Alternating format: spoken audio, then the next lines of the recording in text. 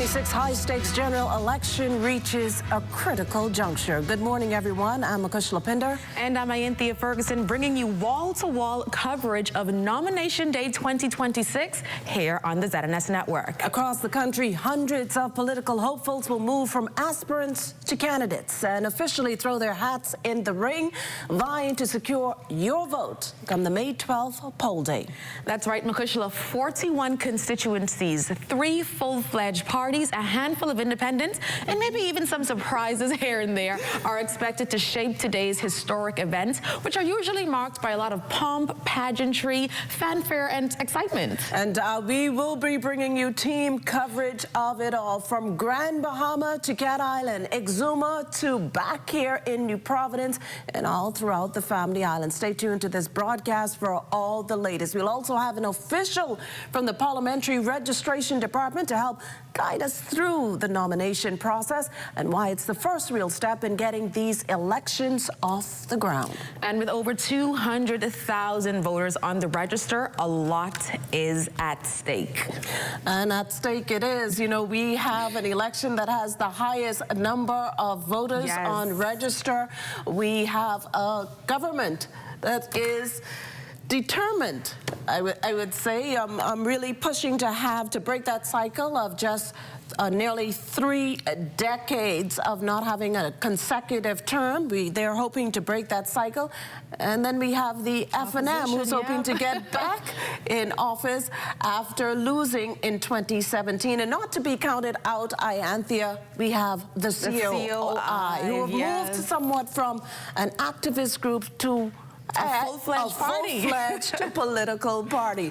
So that's what we're up against in this general election. And then, of course, sprinkled through it all, we have, as you indicated, a number of candidates. How many will make the list? That total number, of course, will not be known until nomination day is sealed. Yes, and I am so looking forward to what nomination day will be this year. As I said earlier, a lot of pomp, pageantry, fanfare, excitement. Like, this is where the sprint begins, I think. This is where these politicians or aspiring politicians will really test their physical strength, their mental strength, their stamina to really start this less than now 30-day sprint to election day. And so we're now going to toss it to our Corvell Pyfrom, who is in Cat Island, where the Prime Minister is expected to nominate there. Corvell, how's it going in beautiful Cat Island? What a scenic background. And good morning to you both. That is quite a scene there that you've set. I don't know quite how this has happened, but eat your hearts out. Take a look at my view of the world today. Cabanas and beaches as we come to you live from New Bight, Cat Island. The nomination day process just running a little behind schedule, but we do expect that it will get underway momentarily. Of course, in this race for Cat Island, Rumpke, and San Salvador, it is a 3-way race. Incumbent Prime Minister and party leader of the Progressive Liberal Party, the Honorable Philip Davis, is looking to secure a 6th consecutive victory here. This would be a 7th non-consecutive victory for him. He's being challenged by the Free National Movement's Mike Holmes and the Coalition of Independents' Donna McKay. As I said, the nomination process should get underway momentarily, and so, of course, we will keep you up to date. We do not expect this to be a very long day. In fact, just the opposite. The turnaround should be quick, so by noon we expect to have this process all wrapped up. Back to you two at the desk. Well, thank you so much, Corbin. We're going to toss it now to our Shashina Roll Farquharson in Grand Bahama, who will also be bringing us live coverage throughout the day. Shashina.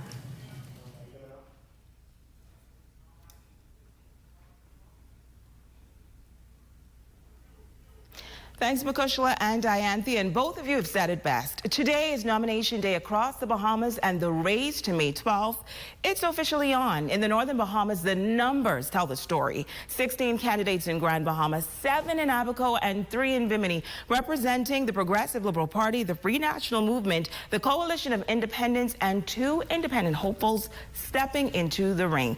Now, for some, this is familiar territory. For others, it's their first real test on the political stage. Come May 12th, as we know, only one will walk away with the seat, and some will not even be able to get today's deposit back. Again, I'm Shashina Rule-Farquharson, and I'm joined today with a strong panel who we will speak to a little bit later, but we'll introduce them. It's Reverend Keith Russell, co-chair of the 2026 Grand Bahama Election Committee for the Progressive Liberal Party, David Thompson, vice chairman of the Free National Movement, as well as Harold Roberts, representative with the Coalition of Independents. Thank you all so much for being with us today. Thank you. Good morning to the House. God bless. And based on what you've said already, I'm anticipating a very exciting discussion later on in our broadcast. But just take this in. 30,207 registered voters in Grand Bahama alone. And since 7 a.m., it's just been full of energy. From prayer meetings, breakfast rallies, motorcades, supporters showing up, and they are showing out. Nomination day is not easing in here in Grand Bahama. It's already in full motion as the leader of the opposition prepares to nominate for the Marcos City Constituency, and this will be for the third time. Ricardo Lightbourne is standing by live now. Rick, you've been on the scene all morning. What can you tell us? Well, let me tell you, Shashina, it is exciting here at the Belinda Wilson Convention Center. The first person to actually put in that documentation is Eddie Wan, representing the Progressive Liberal Party. They came through with the music and fanfare, and all the fans here simply supporting Eddie. He says that it's time for him, and he feels very, very confident about what will happen. Also, later on this morning, we will have the representative here, and that is Mr. Michael Pintard, who is seeking his third term.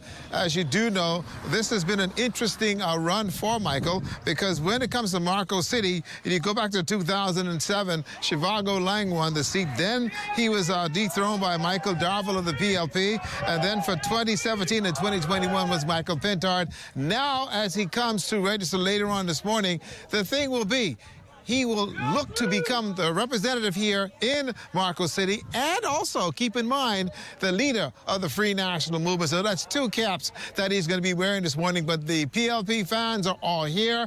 Eddie Wan is on the inside. He is presenting his documents to the presiding officer, and he will be the representative for the Progressive Liberal Party here. Loon excitement right now here at the Belinda Wilson Center. And also expected to come in this afternoon or sometime this morning will be Jillian Bartlett, who'll be representing the Coalition of Independents. So it's going to be a circus here. And even though school is in over there at the Jack Haywood High, the excitement is here at the Belinda Wilson Convention Center. Back to you. Thank you so much, Rick. And we've been told already that the leader of the opposition, Michael Pintard, is expected to nominate early this morning, where there are at least 6,381 voters in Marcos City. Of course, Eddie Wan, newcomer to politics for the Progressive Liberal Party, as well as Jillian Bartlett for the Coalition of Independents. Thank you so much, Rick. We'll get back to you later. We will also get back, get our take from our panel this morning. But first, we throw it back to the nation's capital, but we have you covered here in the north. Makushla?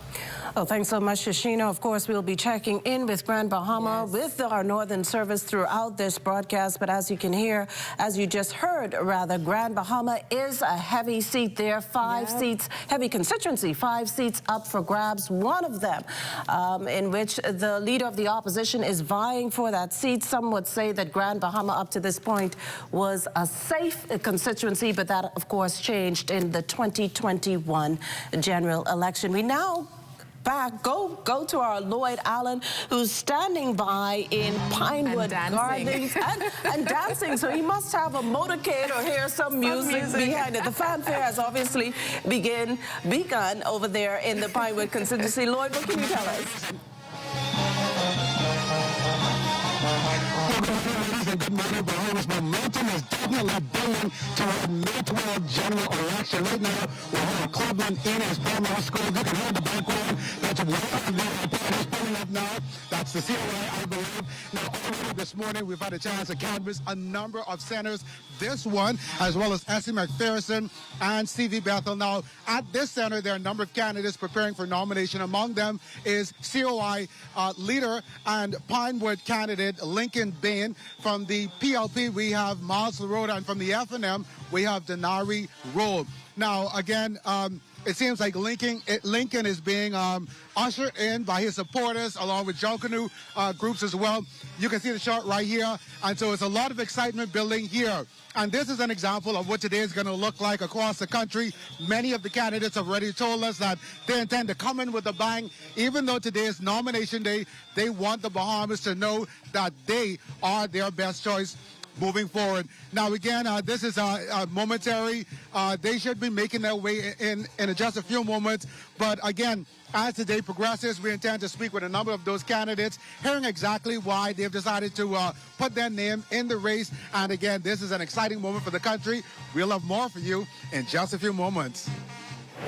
Well, a jubilant gathering there in Pinewood for the COI. We now toss it to our Cleopatra Murphy. But before we go to Cleopatra Murphy, this is exactly what we were talking about the fanfare. You know, they're becoming more elaborate as the years go on. At some point in time, some years back, we saw Junkanoo. Now we have motorcades. The brunches and breakfast. The brunches and breakfast. And I understand the partying will continue after nomination as well. So I'm wondering if many people, or some people even went to work or took a half day off. You know, the celebrations have started now as if this is election day, so we can only imagine. We're now going to go to our Cleopatra Murphy, who's over there in Exuma, where one of the contenders there is the Deputy Prime Minister himself, Chester Cooper. Cleo? Good morning, Makushla. Good morning, Ianthea. We're coming to you live from Georgetown, Exuma. I apologize, first of all, because I am battling a bit of a sore throat. But like I said, we're coming to you live from Georgetown, Exuma, where Deputy Prime Minister, Minister of Tourism, Investments and Aviation, the Honorable Chester Cooper, who is the Progressive Liberal Party's candidate for Exuma and Ragged Island, is expected to nominate this morning. Also expected to nominate is Byron Smith, for the Coalition of Independents, and Deborah Moxie Roll, for the Free National Movement. A few minutes ago, a few persons from Team Cooper would have arrived on the scene, but other than that, it's been rather quiet over here. Nothing happening as yet, but as we know, the nomination centers will close at 12 p.m. All of those candidates must come in at that point, and they must have been nominated at that time. They must pay their $400, and they must bring their persons with them who will come in and support them. We'll see how that process goes for them, and we'll be back with more as the day progresses. Back to you in studio. A quiet scene so far there in Exuma, but I do expect it to ramp up a little bit. You know, the Islanders, they start a little slow, but you know, they get into the swing of things real quickly. Exactly. And we have our Desmond Saunders, who was over there in the newly carved out constituency, St. James, where we expect opposition deputy leader Shannon Dawn Cartwright to nominate this morning. Desmond, how's it going over there? Well, pleasant good morning. I can tell you that activity is picking up here at the Adelaide Primary School. Just a few minutes ago, Latoya Bane Strap, she is the Coalition of Independents candidate for the St. James constituency. Just a few minutes ago, she presented her papers, making her candidacy official. That's right. And so she faces up against some huge challenges in the persons of Deputy Leader of the Free National Movement, Shannon Dawn Cartwright, and also Mr. Owen Wells from the Progressive Liberal Party. I can tell you that the St. James, the newly formed St. James constituency, has some over 5,000 registered voters. So it is going to be most watched, all right? And it's going to be highly contested. So that's what's happening here at the Adelaide Primary School. A number of police officers are stationed here to ensure that the environment is safe. School is in session, but the nomination doors are open. Guys, back to you in the studio. Well, thank you so much, Desmond, for that. Bit of a slow start. Lloyd has a little bit of excitement there in Pinewood, but I do not expect for this slow start to last. It's only 9:15, yes. So we expect things to pick up. They're rallying. They're rallying the troops. And the thing about it is, these things are happening while school's in session. Yes. So this is a good lesson in civics. I love it. For our children, seeing history as it unfolds, you know, in real time. Yes. But you're watching live coverage of Nomination Day here on the ZNS News Network, the broadcasting station. Stay with us. There's more when we return.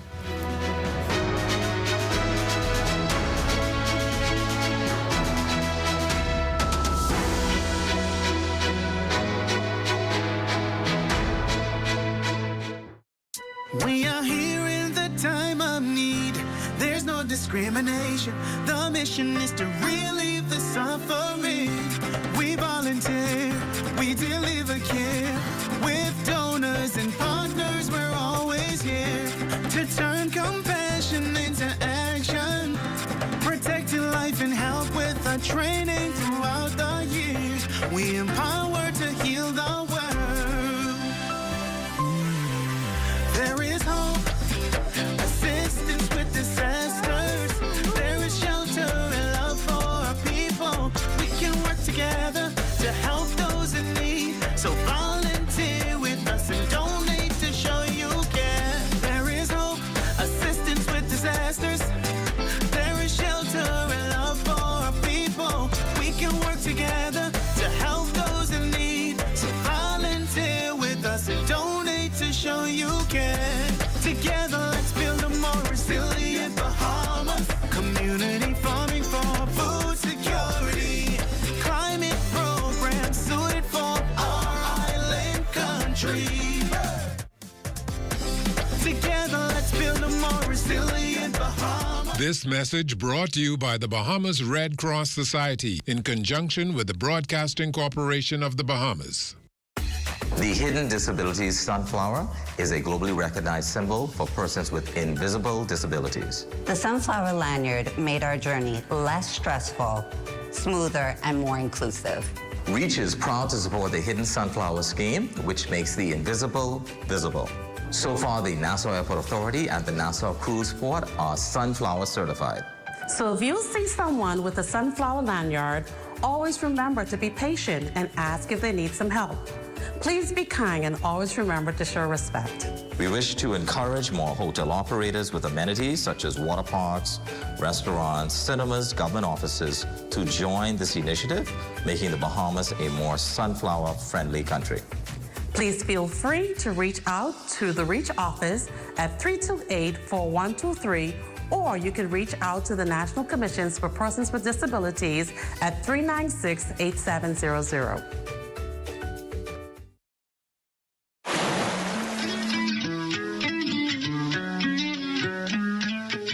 Never swim alone. Don't go deep into the pool. Don't run around the pool because you might slip and get hurt. If someone else falls into the water, don't go in and get them by yourself. Call for help. Parents, sign up your children for Let's Swim Bahamas.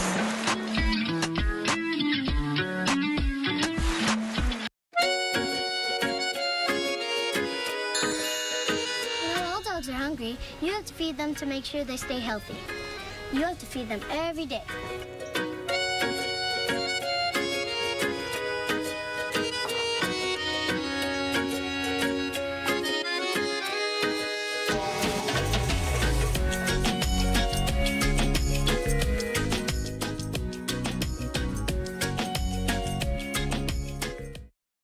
The thought of colon cancer never really crossed my mind until 2019.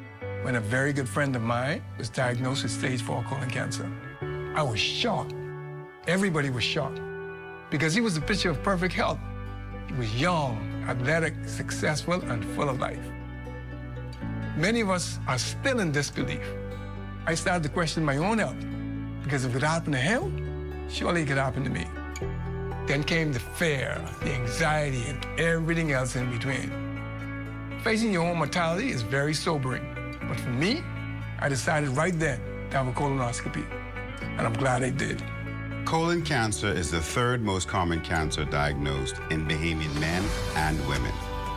Fortunately, almost all colon cancers are preventable. A colonoscopy or some other appropriate form of colon cancer screening is recommended for everyone over the age of 45. During a colonoscopy, we can detect and remove colon polyps that may grow and later become colon cancers. Don't wait until you develop symptoms, such as blood in your stool, abdominal pain, a significant change in your bowel habits, or unintentional weight loss. These may all be indications of a severe problem that requires immediate attention. If you're over the age of 45 or have any of those symptoms, talk to your doctor about the benefits of colon cancer screening today.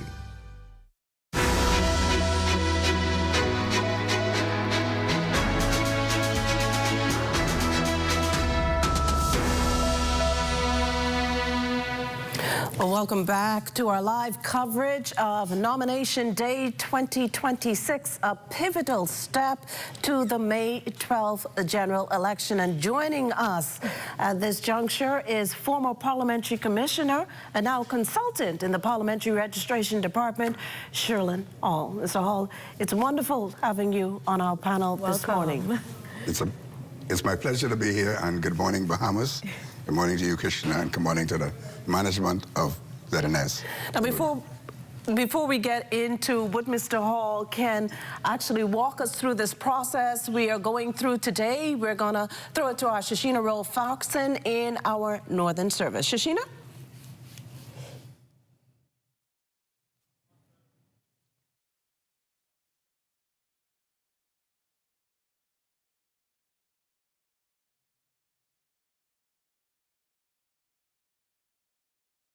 Well, the Pine Ridge constituency has 5,743 registered voters. This is the seat to watch. We are already hearing the fanfare in the background.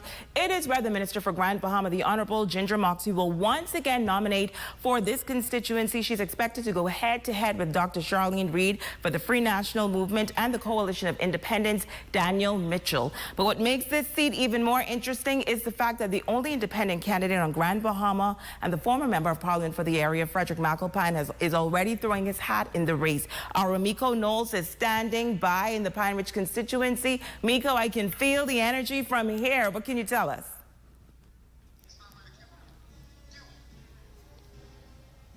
Good morning, Shashina. That is right. We just...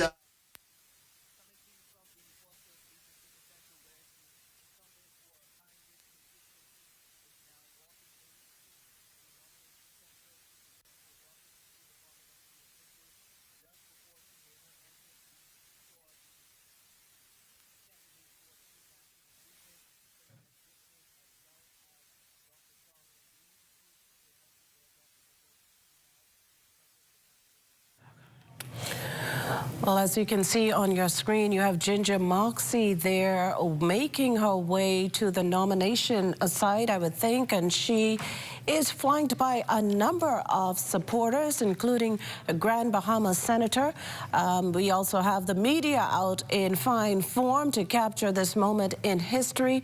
And as we indicated, much like here in the capital, rather, these nominations are being carried out with much fanfare. Now, she is being followed by a number of people, but as we've reported in recent days, or as many of our viewers may know, only 5 signatures are actually needed on those forms to officially declare her a candidate for the upcoming general election.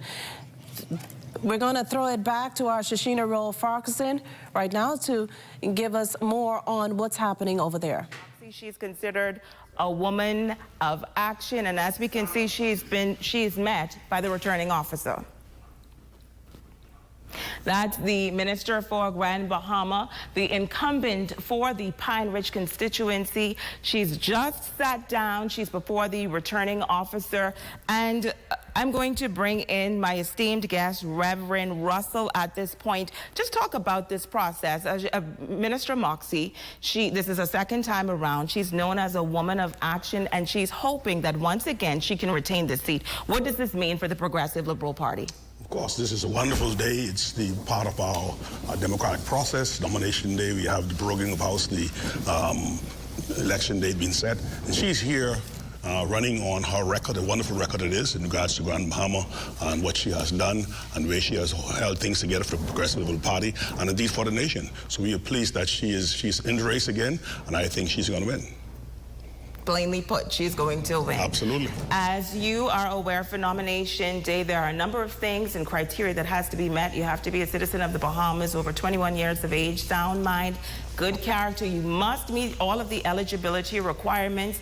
and pay a deposit of $400 in Bahamian currency. Now, this is where things usually get a bit exciting because most nominees find a unique way to pay. They don't just pay, you know, with the $100 bills. So we'll see exactly what she's about to do. We see where the returning officer, Preston Cooper, is carefully going over the documents. And this part of the process, David Thompson, I'll bring you in as well. This is, of course, important. And it's important because at this point, a nominee can still be disqualified if they do not meet these requirements.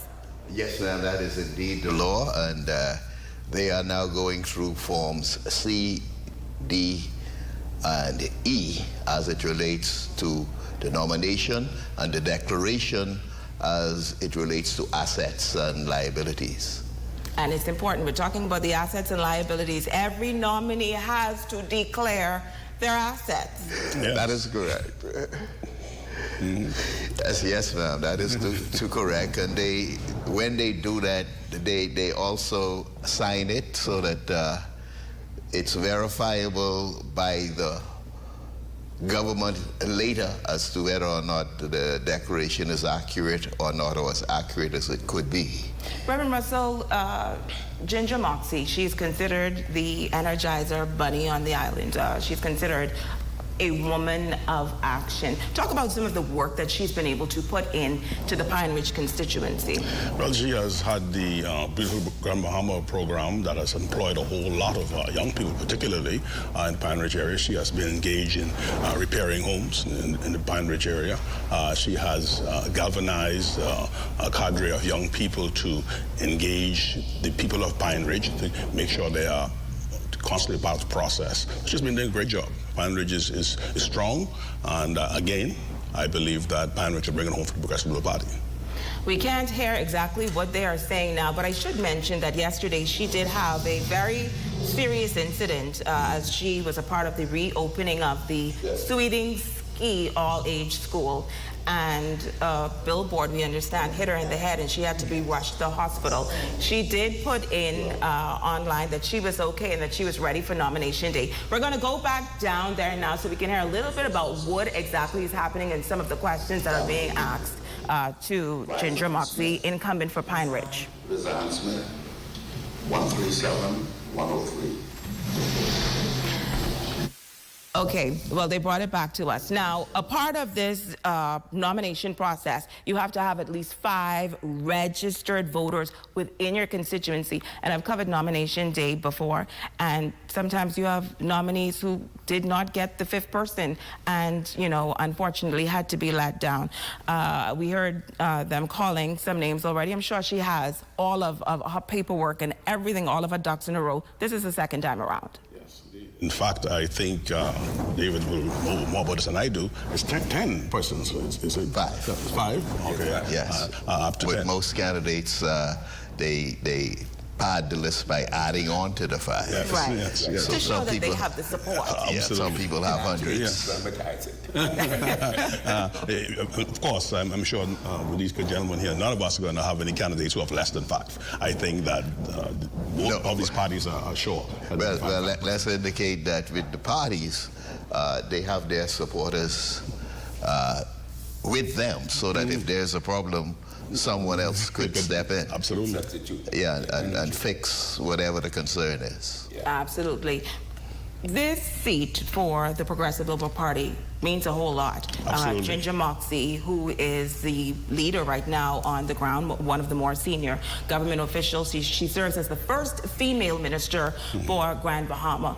She has spoken extensively about some of the programs and the investments and bringing back Grand Bahama, particularly from COVID-19, from the economic doldrums, as well as Hurricane Dorian. Talk a little bit about her character and what you see her bringing forward if elected once again. Yeah, well, Ginger Moxie has become, obviously, the flagship person for the Progressive Liberal Party in Grand Bahama, being the Minister of Grand Bahama, and indeed being the first female minister.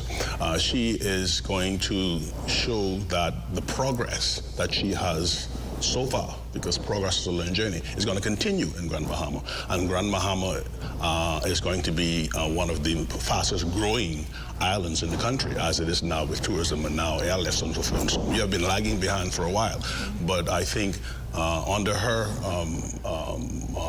guidance in Grand Bahama, Grand Bahama is doing much, much better and is poised to do even more. The Prime Minister has stated over and over again the importance of Grand Bahama to the overall Bahamian economy and the fact that the government is continuously working to ensure that Grand Bahama bounces back. Do you think that this is being felt on the ground? Well, it has to be. You know, for instance, if you look at the Carnival project, you know, the amount of persons have gone out there to be employed, persons who've entrepreneur opportunities out there and so forth. Certainly that is felt across Grand Bahama. In fact, you have some vendors now, some private entities saying that they are losing employees because persons are going up Celebration Key. So certainly that's being touched on the ground. And when you think in terms of what the government has done in regards to lowering of VAT and so forth and so on, these are things have been touched. Raising minimum wage, these touch all persons in the country, and in Grand Bahama as well. In just a few moments, I know that the leader of the opposition is also expected to nominate, so we'll be going back on the ground with our Ricardo Lightbourne. But I want to get David and Daniel in here for just a minute. Pine Ridge, Dr. Charlene Reed, a newcomer to politics. What do you say about her and entering this four-way race? Well, let us just say that she is a new candidate with new and innovative ideas.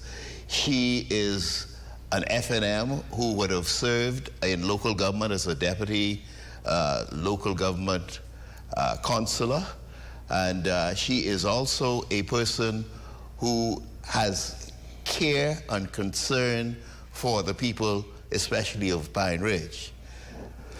Her professional acumen is such that she has been able to open several different businesses throughout the Bahamas, and we are hoping that in the FNM she will not only win, but after winning, look at some of the programs that Ginger Moxie might have had and continue them in the interest of the people and improve on her own expertise as it relates to bringing new jobs, new investment into Grand Bahama. I'll ask you this question. Frederick McAlpine, who came from the FNM and then decided to run as an independent, he's also a part of this Pine Ridge race. Last time, it's known that he was able to pull a lot of votes, actually. He did extremely well. And a lot of those votes also came from the pre-national movement. Do you think that he will have the same impact going into this election once again? I don't believe that impact would be the same, only because those persons who were with McAlpine would have been persons who were FNM. And the FNM has made every effort to make sure to go to them and bring them back and let them come back in and let them campaign with Dr. Charlene Reed so as to make sure that Pine Ridge understands that all of the FNMs now are coming together under Charlene Reed, and we are projecting her as the winner. Well, let's talk about Daniel Mitchell in this constituency. Mr. Roberts, talk about your candidate for Pine Ridge and what this means to the COI. We know that the COI now has a full slate of candidates, the first third party to actually do so for the general election, which is commendable. What do you have to offer Pine Ridge? Mr. Mitchell has been on the ground now for over 2 years. And in that, we had a number of programs that we conceived and we birthed. As 2030 is a very good program that we have. We have 2025. And in that, we operate from the position of ownership across the board, all of us, all candidates. So there's no exception, even Mr. Mitchell. We start our program from ownership, from the perspective of Bahamianization ownership. With that said, that includes financial positions in not just Pinewood, across the board. That include persons from their youth, also up to adults. That it's inclusive of everybody. I want to stick a pin in there, right in there, Mr. Roberts. We are going to get back to that, but we understand that the leader of the opposition, Michael Pintard, is now preparing to nominate. We have our Ricardo Lightborn on the ground. Ricardo, take us through the process and what's happening there. Well, let me tell you, Shoshana, it has indeed been an interesting morning for him as far as his supporters that came here to the Belinda Wilson Center. Well, firstly, having all of the music and everything else, accompanied by his wife. Michael went inside and sat down. He's now being instructed by the presiding officer as to the documentation to be presented. He have the individuals that's with him that's actually signing as well, and also paying the funds to ensure that he will be placed on the ballot. Now, keep in mind, too, that Michael Pintard is seeking his third term here for the Marco City constituency, winning in 2027, also in 2021. And like he has said all along, the people of Marco City has been the area that he is very, very proud of. I go back to Hurricane Matthew, Hurricane Dorian, when he told his people, listen, it's not about PLP or F&M, it's about the people of Marco City, and that's what he's been basically agitating for. We spoke to him earlier, and we asked him about, firstly, being the leader of the Free National Movement, and then now looking at the folks here in Marco City. He's confident. He says that it's now a matter of working, and like he said before, he's working for everyone in this country to make a better place. Let me tell you, right now, these folks are all having a wonderful time here at the Belinda Center. And again, Michael Pintard officially now getting his documentation, and he will be on the ballot in 2012. Thank you very much, Rick. I just want to get your take on this, David. This seat for the leader of the opposition, obviously, is extremely important to the Free National Movement. Extremely. He has to win this seat. And then I want to get your take on why Eddie Wan was sent in as the David going against what has been described as the Goliath. But David, talk about the importance of the leader of the opposition being able to secure his seat and returning to the halls of Parliament. Well, thank you, Shoshana. Let me indicate that for the country as a whole, for the F&M and its bold vision of change, it is essential that our leader not only win, but win resoundingly in Marco City. I am confident that he has done the work with all F&Ms and any PLPs who needed his help. He is a man of prayer, a man of belief in God, and he is also a person who's... Well, we're going to come back to Northern Service later in our broadcast to hear a lot more of what's going on down there. We go through it now to what's happening in Exuma, where the PLP's Chester Cooper, who also serves as the Deputy Prime Minister and a substantive cabinet minister, is preparing to nominate. And I can tell you that he is joined by his wife on one side. I can't say for certain who's on the other side. She's decked out. And she's making certain that he gets in there because she has her hand locked in. So she's making sure that he's locked and loaded and ready to go for May 12th. And, you know, Exuma may be the Family Islands. The Family Islands are not to be outdone in this nomination process. Hey, we may not have the big motorcades, but we're going to have the people. We're going to have a little music possibly as well. And we're going to have, you know, the media there to cover every moment of it for us. Because after all, hey, this is our moment too. This is the son of the soil. I told you Exuma was going to wake up. Nominating for another term in office and for the PLP. A seat the PLP is determined to keep, as with all its seats? And I think for me, what I'm seeing in a lot of the candidates that we've seen so far, some excitement, but yes, some trepidation, but also a lot of duty to service. Like this is where you get to say, I am going to put myself forth to serve not just my constituency, but my country once again. So I'm sure there's a lot of somber moments that are happening right now, a lot of reflective moments happening right now, maybe even some emotions, you know, maybe flying around, but I'm just excited to understand. I want to understand exactly what's going through their minds as they nominate some of them, like we said, for the third time, for the second time, and some will be today for the first time. So a lot of excitement in the air as we watch. For those first timers, I think it would be safe to presume that it's a lot of antsiness at this point. I think if you maybe think back to the picture of Ginger Moxie during her nomination, it seemed to be a little touch of, a little tenseness there. We see the Deputy Prime Minister seated on the side of his wife. We're going to bring the former parliamentary commissioner and now consultant to the Parliamentary Registration Department, Mr. Sherlin Hall, who's been sitting here patiently, by the way, to get involved. We're going to let you talk us into what is this process? How does the process play in once you step foot into that nomination site? Well, Bahamas, this is an exciting time.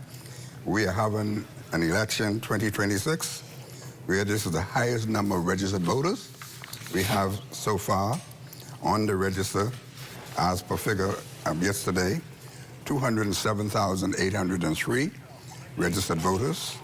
I think that figure will be certified shortly by the Parliamentary Commissioner. But we are ready, and all of our nomination stations are open. We have about 2016 throughout the Bahamas, including New Providence and the Family Islands and Grand Bahama. What's happening here? What can you tell us is actually happening here at this point? We see a lot of papers being flipped, no questions being asked, intense stares. So everybody seems to be on pins and needles that everything goes right at this point. So what exactly are we looking at right now? Okay, we are watching the Deputy Prime Minister present his Form D and Form E and his declaration of asset to Returning Officer Christian Palacios.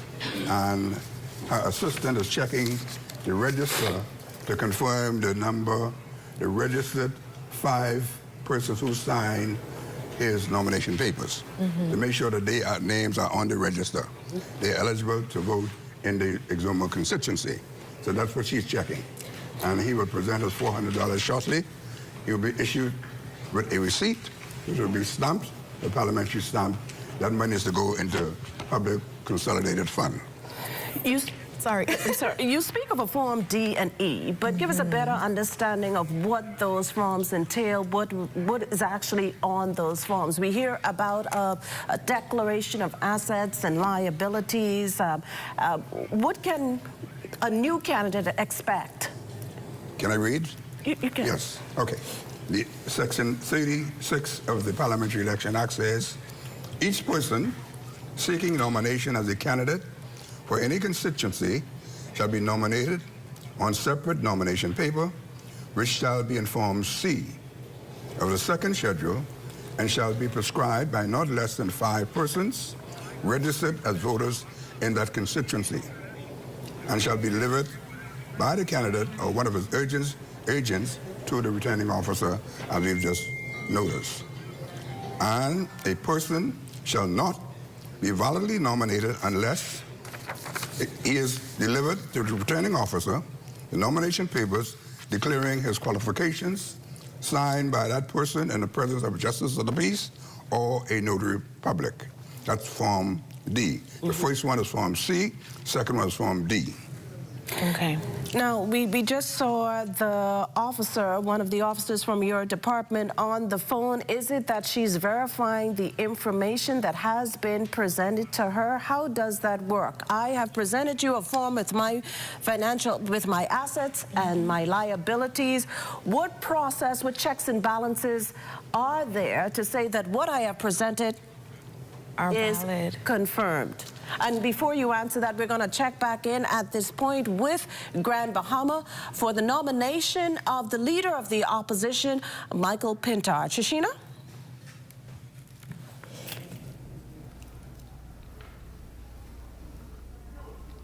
Thanks, Makushla and Ianthea. We are going back now to Marco City, where Ricardo Lightborn is standing by live with an interview from the leader of the opposition. Ricardo?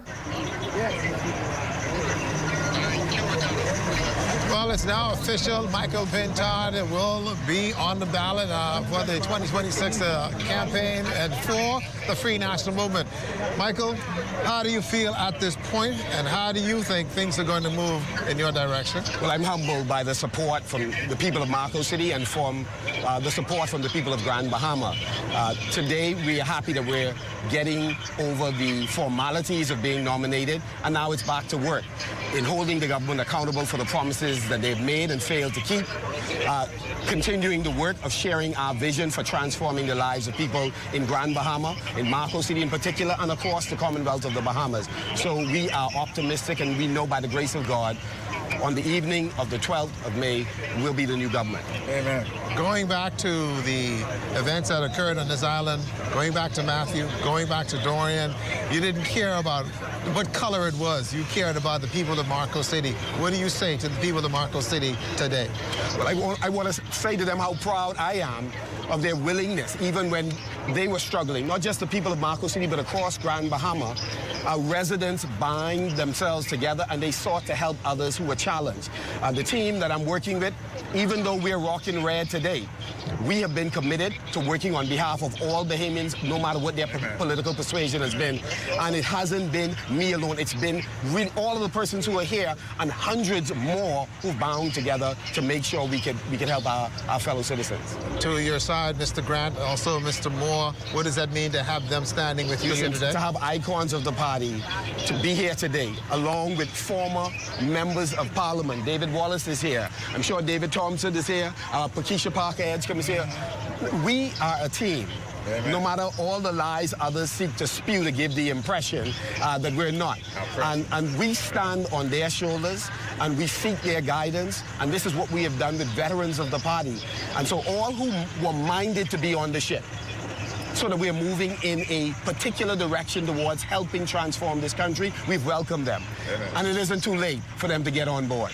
Well, I know for you and your wife and your family, the next couple of days, moving forward to the elections, it's going to be on the ground, making things happen for the Free National Movement. The schedule will be brutal, but we're up for the task. We're built for this, and we believe God has called all of us for this moment. We have to hit the reset button in this country if we're going to grow the economy of this country, if we're going to stop the blatant corruption that exists, and if we're going to make the wealth more common, then this is the moment. Michael, congratulations. My pleasure. And all the best, sir. Thank you very much, sir. Thank you.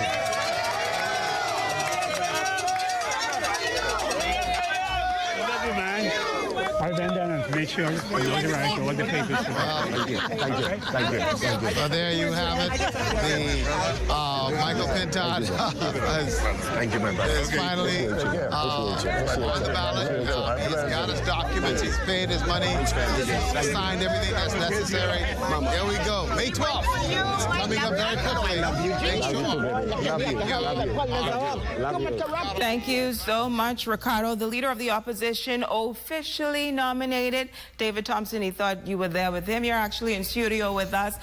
You've been here before as a former member of Parliament. What does this feel like, nomination day being the first official step moving into the general election? What is that feeling like? It's a wonderful, exciting experience, especially for those of us who want to serve the people of our constituency and who want to serve our nation. Because even though you're talking about a member of Parliament, that member of Parliament is going with that vision to Nassau, if they win, to make sure that the lives of Bahamians all over our Bahamas are better. And one thing I could say is, God willing, that's the next Prime Minister of our Bahamas, because after the last 5 years, it's our turn now. And the PLP is fighting as hard as they could for people to change from that 5-year cycle. And we are saying that ain't gonna change. And so, God willing, you have the next Prime Minister of our Bahamas coming from Marco City in Grand Bahama that I represented 3 consecutive times. Well, Mr. Thompson, I see Reverend Russell as well as Brother Roberts over here. They are smiling. We're going to get deep into these discussions, but nominations are happening throughout the country, so we have to send it back to Nassau. We're getting back to that. We're going to get back to that. Take it away, Makushla. Well, thanks, Shoshana. Very confident David Thompson there following the nomination of his party leader, Michael Pintard. We have video coming in at this point, though, of Pinewood Gardens, where Minister Miles LaRota is being nominated there in that constituency. We have Miles LaRota is seeking a second term as the MP for that constituency, and he will be going up against both the COI, the FNM, and at this point, possibly, quite possibly, an independent as well. But, Mr. Hall, we asked a question in terms of the process these candidates must go through before being signed, sealed, and delivered and declared. We must say a full-fledged candidate. At this point, they're only perspectives, but a full-fledged candidate. But what checks and balances, we'll go back to that, are there to ensure that what I say is actually what I claim to be? Well, the Parliamentary Election Act mandates that the returning officer responsibility is just to simply receive the documents as presented. We do not critique or scan or examine to say, well, you did not tell the truth, you told the truth. That's not our prerogative. We just receive the documents as presented, and we file them on and to be presented in the official gazette. Now, whoever want to judge thereafter, but it's public information. It's not our job to critique the assets to say what is true, what is not true. Mr. Hall, that brings up another question. I'm sorry, Anthea, that brings up another question, though. What if down the line, it has been found that what I have claimed on my form is not the truth? Well, will I be withdrawn? No, that will be a matter for the election court. In the case someone want to challenge that the person did not speak the truth, the whole truth, nothing but the truth. That goes to election court. But that person will be challenged after the election. But parliamentary staff, the parliamentary commissioner, myself, and anybody else does not have that power, that authority to critique or to question the disclosure. So we're going to toss it now to Exuma, where our Cleopatra Murphy has the Deputy Prime Minister, who apparently has just finished his nomination process. Cleo. Good morning, Makushla. Good morning, Anthea. We're here in Exuma with Deputy Prime Minister, Minister of Tourism, Investments and Aviation, the Honourable Chester Cooper, also the Progressive Liberal Party's Member of Parliament for Exuma and candidate for Exuma and Ragged Island. Now, he would have just nominated, and he has a team here with him. Now, Mr. Cooper, can you tell us how the process have gone for you this morning? Well, firstly, I give thanks to God. It's official. The process is really smooth and has solidified my third quest to become the Member of Parliament for Exuma and Ragged Island. It has been the honor of my life to serve for 2 consecutive terms. I am honored today to nominate as the candidate for the Progressive Liberal Party for Exuma and Ragged Island. You mentioned this is your third time around. What makes you keep coming back? This is my home. I have great love for Exuma. Exuma has been really great to me. The people here love me and I love them. We are on a path to continue the growth and development of our island, to continue the progress of our people, and I want to consistently be a part of that. They say third time is the charm. And now I see you have a special guest here with you today. Can you tell us a little bit about it? Mary Dames is my adopted mother. She has been friends with my mother for many, many years. She has taken me in as her own, and even though I'm not her blood son, she has told her blood children that she don't have favorites. That means that I'm right up there with them. So now, Mr. Cooper, headed into the next general election, how are you feeling? How confident are you feeling with support on the island? I'm feeling good. I am running on my track record. We have made significant progress here with our young people. with infrastructure, with education.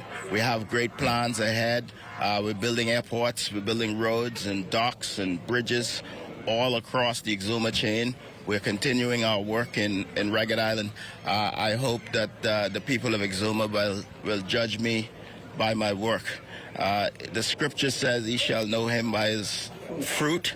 And today I am hoping that laid out in my accomplishments brochure will see the fruit of the labor that we have put in. I'm grateful to the great team here in Exuma. I could not have done this on my own. I'm grateful to them. And it's still Team Cooper all the way. I'm confident about the future. All right, thank you very much, Mr. Cooper. Now, Makushla Ayanthia, that was a preview of what's happening here on Exuma. Now we're going to be waiting for the other candidates to pass through, and we'll keep you updated as the day progresses. Back to you in studio. Thank you so much, Cleo. It's official there for the Deputy Prime Minister and Deputy Leader in Exuma. A beautiful interview, I thought. Yes. Very, very, very heartfelt. And especially considering that his wife is there, and she may not be saying anything, but the nod of the head is a sanctioning that this is the man for the job. Third time, like he said, is the charm. So vote my husband in. And it's particularly, I think, heartwarming that he may not have his mother, but he has his adopted mother who is serving that purpose just as well, you know? This is where family come out and they really get to show their support outside of Election Day, outside of the rallies. Nomination Day, like we say, is one of the biggest days in this cycle. Really? And it reminds me of like wedding season, right, for the candidates. Like where you like, am I going to go up this aisle and really commit myself to this thing? And so it's really beautiful to see. And so we're going to now toss it back to... So we have some B-roll footage to roll for you right now where we can see a COI leader, Lincoln Bane, there in Pinewood, the seat that he is trying to capture. Take that away from Miles Zarota, who we saw earlier. So he is now going through his process of nomination. And I'm sure for him, again, those moments of, I've been fighting for all of these years, putting up my live videos, doing the press conferences. Am I really going to make this commitment, this final step to seal the deal? And we see a handshake there going on, so it may be done. Maybe all of his papers were good. Those 5 signatures were okay. Interested to see how he paid his $400. We haven't seen much of that yet for the morning, but I'm sure we'll get those stories a bit later on. And we must applaud Mr. Lincoln Bane. He's a very tenacious man. This is not his first time vying for a seat. Most recently, we saw him in Grand Bahama, hoping to clinch that seat for his party. And at that point in time, the only seat they would have had in Parliament had he had won in Grand Bahama. Kingsley Smith, however, won that seat for the governing Progressive Liberal Party. But Lincoln Bane will not be stopped. He said he's come here to make a difference. I will vie for whatever candidate I so choose because I'm determined to sit in the halls of Parliament. I'm determined to carry my party's message straight through the people and to claim a seat in Parliament and have an even bigger voice and a bigger platform. Even for that alone, he must be applauded. Must be commended. I agree. I want to take it back, though, to those nomination processes that we just saw there, and back to you, Mr. Hall.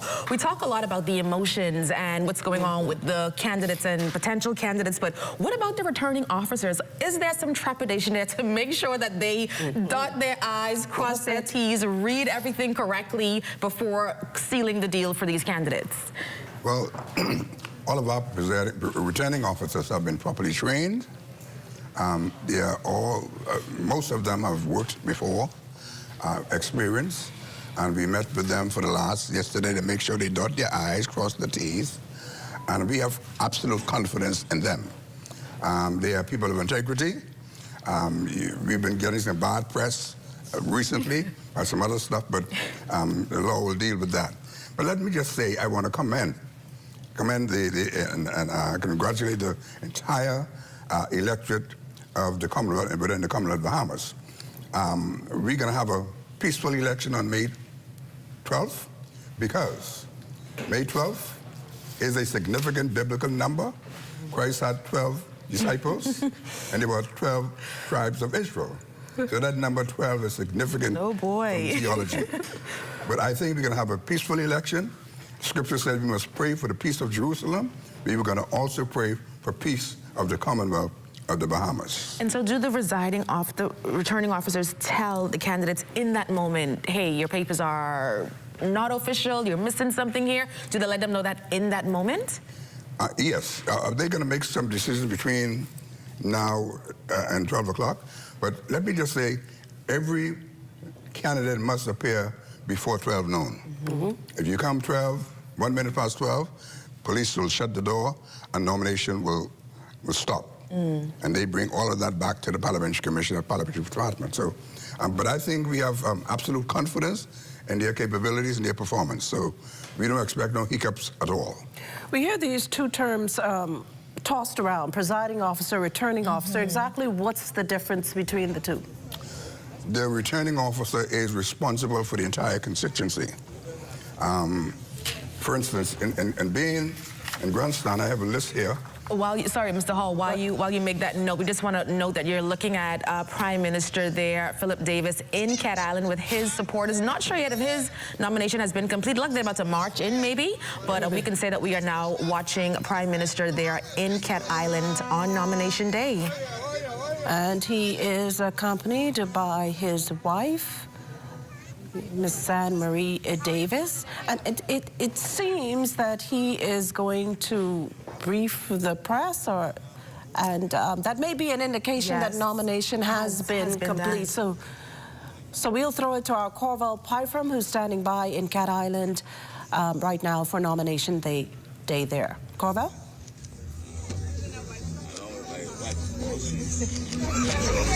And we look forward to the next 5 years. Prime Minister, this is the 8th consecutive time that you've made a pitch for constituency. What keeps you going?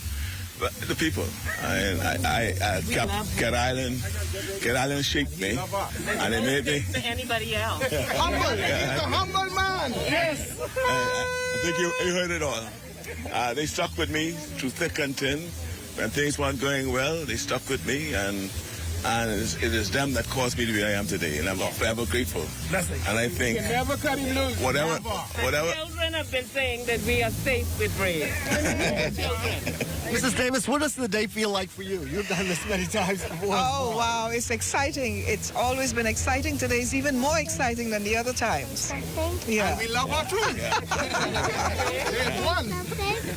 My grandson wants to say something. Go ahead. Oh. And he's the best grandpa ever in the whole wide world. And he's the best grandpa in the whole world. He always gives us candy. Okay, well, we can't argue against that. He's apparently the best grandpa in the country, according to reliable sources, I guess.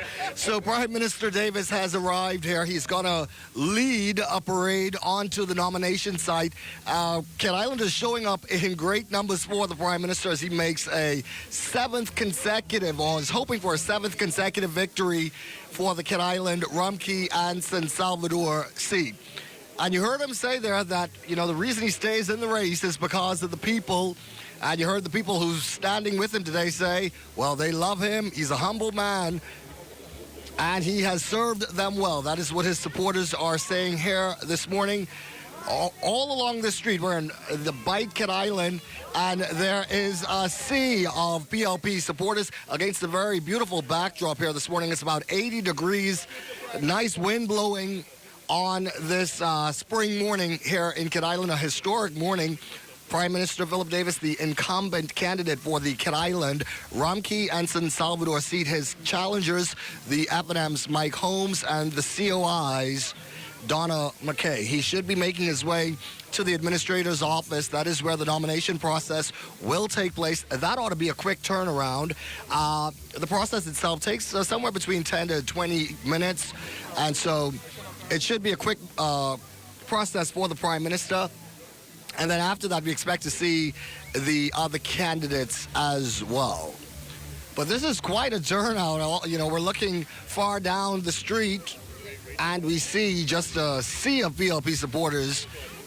They are here. They have showed up. It was quiet before when we first got here. We got here about 8 a.m., and it was pretty quiet. But, boy, things have changed here exponentially. Look at the crowd. It is always The Prime Minister's arrival to any family island usually always creates quite a buzz, and of course, under ordinary circumstances, and there's nothing ordinary about today, and so Cat Island is buzzing. Folks have come from all around the island. Folks have come from Nassau as well to join the Prime Minister. Let's talk now with his Director of Communications, Latrey Ramming. What does it feel like today? Exciting, man. Focus. Nomination is the big day. The PLP have 41 candidates that got to get nominated. The leader of the party is getting nominated now. This is a big day for him.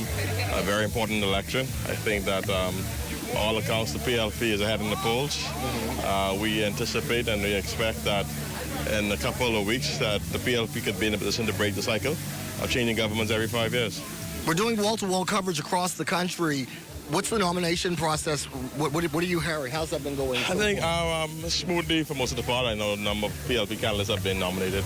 There were some issues, and I believe in Golden Garden Hills. What happened? Do you know? I'm not entirely sure, but I see that that's the only incident I know of any possible tension. Obviously, yesterday we had some challenges with Minister of Grand Bahama. With an incident, but she's okay, she's well, and she's fit. And so I think PLPs are excited with the process, and I'm satisfied as well. So overall, spirits among Progressive Liberal Party supporters seems pretty high today. Yeah, I mean, the enthusiasm, there's no doubt in our mind that the PLP has the enthusiasm. I've been around in 2017. And this time feel much better. Oh, wow. Well, we look forward to hearing from the Director of Communications at the Office of the Prime Minister, Latrey Ramming, a bit more. Want to continue to show you what is happening on the ground here on Cat Island, where we are moments away from Prime Minister the Honorable Philip Davis and incumbent Member of Parliament for Cat Island, Ramkey in San Salvador. He will nominate and officially again become the candidate for this constituency in just a few moments. He's joined here by his family. We spoke a bit with Mrs. Davis as well as two of the Prime Minister's grandsons. We also know that his son is here. Tons of supporters joining the Prime Minister. Spoke to some folks, we'll try to get up with them in just a few moments as well, who made the trek from San Salvador to be here. They said they would not miss this for anything in the world. So this is what is now happening. You know, it was a bit sleepy when we got started, Makushla, but boy, we have come alive here on a beautiful, picturesque day in Cat Island. We'll toss it back to you and be back with you very soon.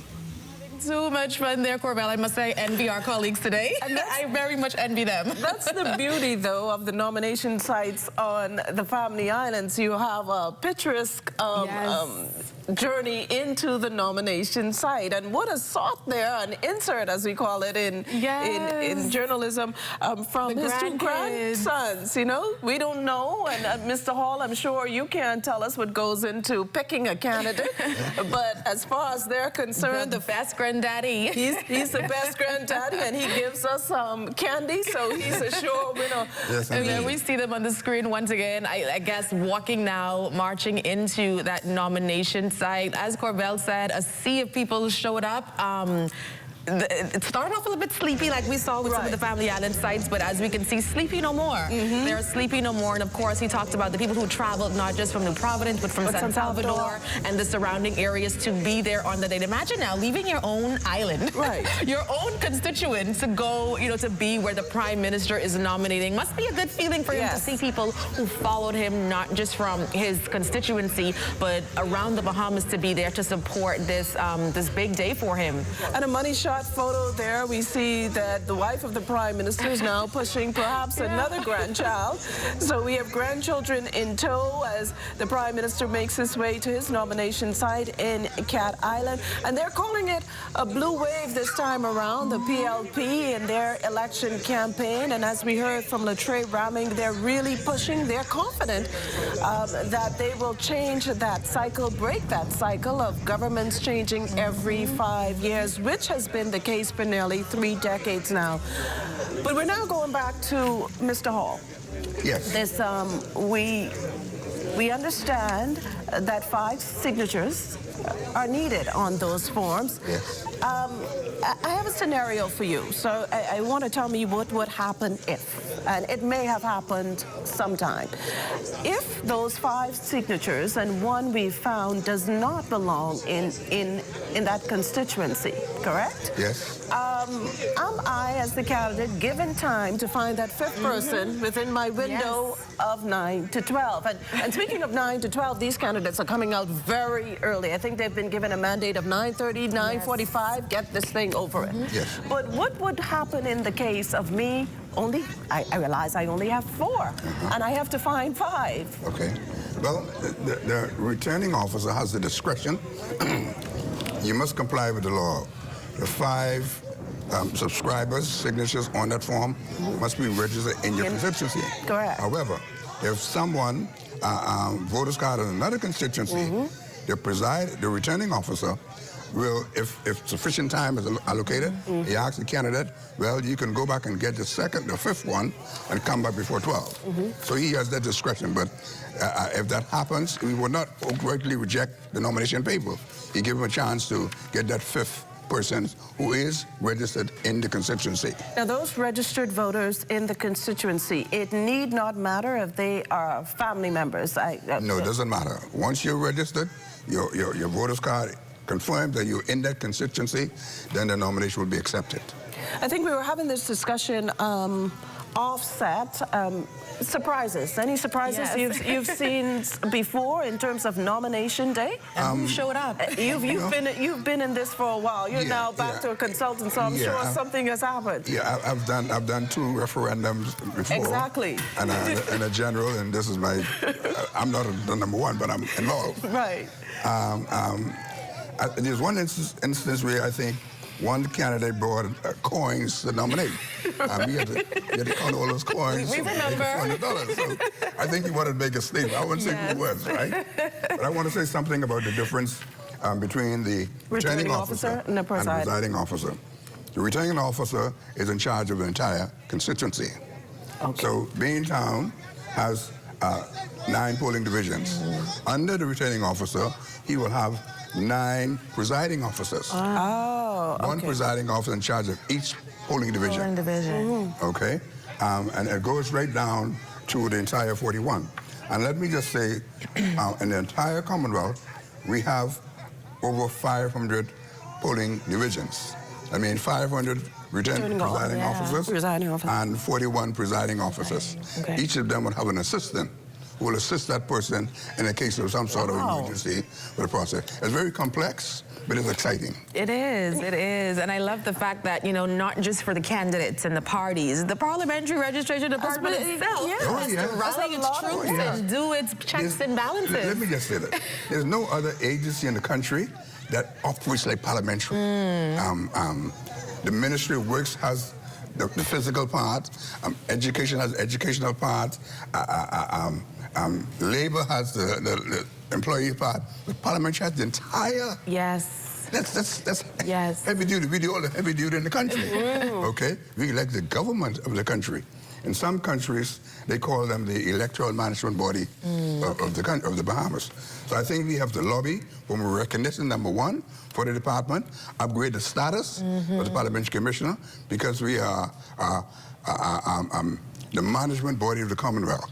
We were democracy thrives. We maintain democracy in the country, and no other ministry can say that.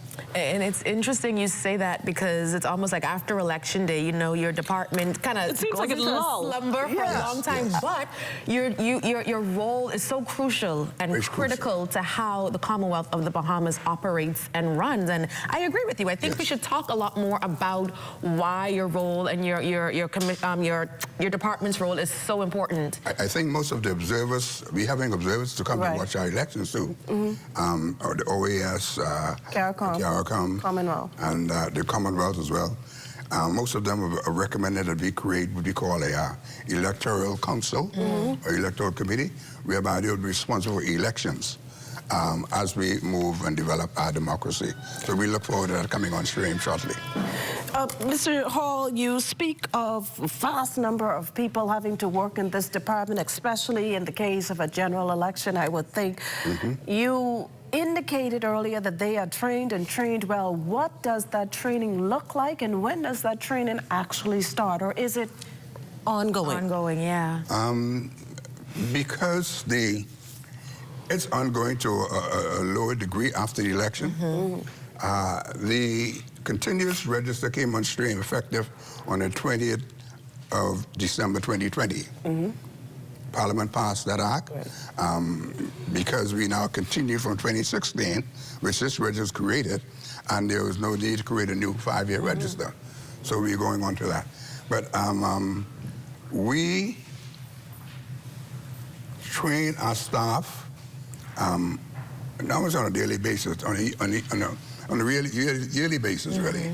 So after the election, some of them will be returned back to the department. Those have been seconded, with electoral activity take a lower profile. But other than that, be trained, and I'm trying to get my logic here. Once the Constituency Commission presented its report on the 14th of January, the activity heightened, so we have yet staff seconded to us, and we bumped up from about 50 or so under 100 staff to now over 500. Yeah, and it's interesting for me, sorry, to see how, just want to now shift it to more regional, right? How our nomination day in the Bahamas compares to that maybe in Barbados, Jamaica, right? I've been doing some research for today, and I saw that nomination day in Barbados that was held in January, right? Right ahead of their February 11th elections, and it was more quiet, more subdued. You know, Bahamians, you know, the party. Then I looked at the one in Antigua and Barbuda, I think that just happened either early this week or last week. Little fanfare, little pomp and pageantry, but then you look at the money, right? So we pay $400 Bahamian, and I think in Barbados it's 250 Barbadian dollars, which is, I think, if I'm not mistaken, 500 USD. Right. So we're right on par with what we're doing regionally, but what are we learning from our neighbors and friends around the Caribbean? We are learning, well, first of all... Or sharing, learning and sharing. I think I've had the chance to visit, be observer to five Caribbean countries, elections during my tenure, and all of them have been very peaceful. We Caribbean people, we love elections. Yes. We don't fight like some people in other parts of the world. Thankfully. We change government, we vote free and fair. You vote your conscience, so there's no need, if I disagree with you, still my brother, you're just my sister. So in all Caribbean countries, we have that mantra. We do things peacefully, and we all vote, mark the ballot manually. I don't think there's no Caribbean country that has electronic voting. Okay. As someone told me to take some cake and add that about last elections, but I'm not certain with that. But most of the countries mark that ballot. When you go into the box, you issue the ballot paper, you go into the booth, you put your X against the name and symbol of the candidate. So most countries do the same thing as we do here in the Bahamas. Okay. You speak of higher than some of our regional brothers and sisters, Are we looking to increase that $400? That has been $400 from since... I only know it to be $400 in Jamaica, like Anthea noted. Jamaica has it at $1,500, but that's 1,500 Jamaican dollars.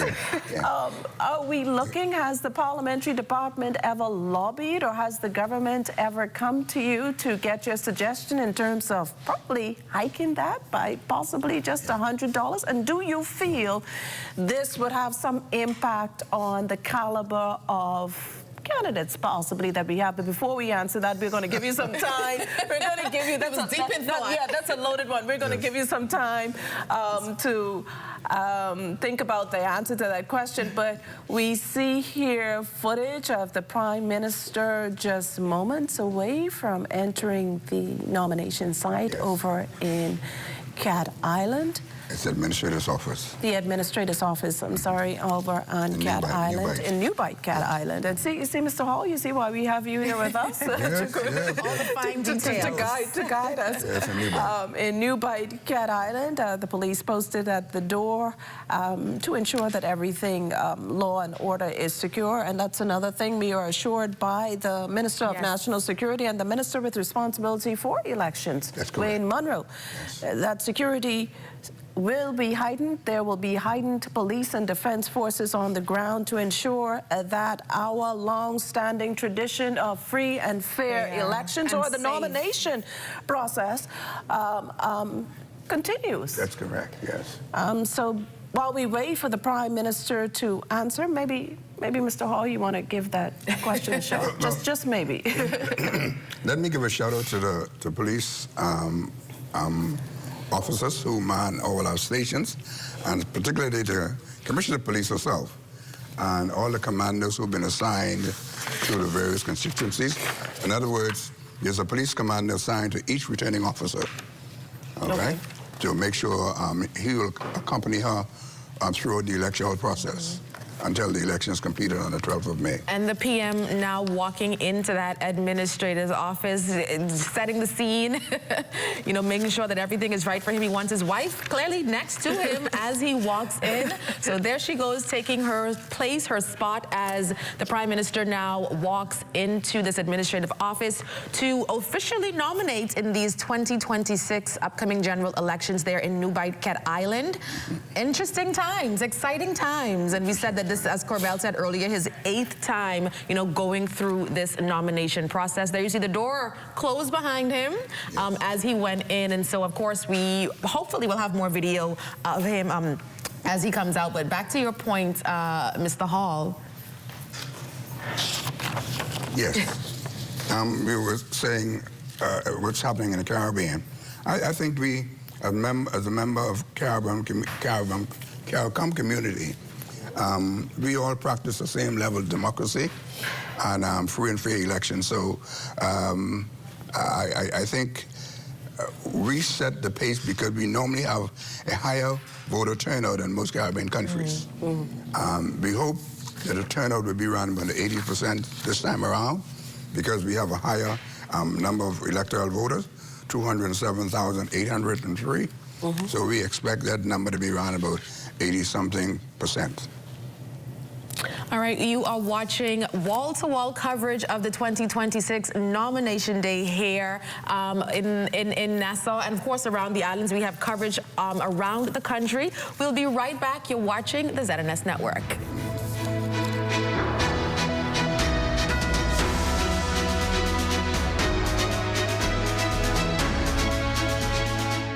We are here in the time of need. There's no discrimination. The mission is to relieve the suffering. We volunteer, we deliver care. With donors and partners, we're always here to turn compassion into action. Protecting life and health with our training throughout the years. We empower to heal the world.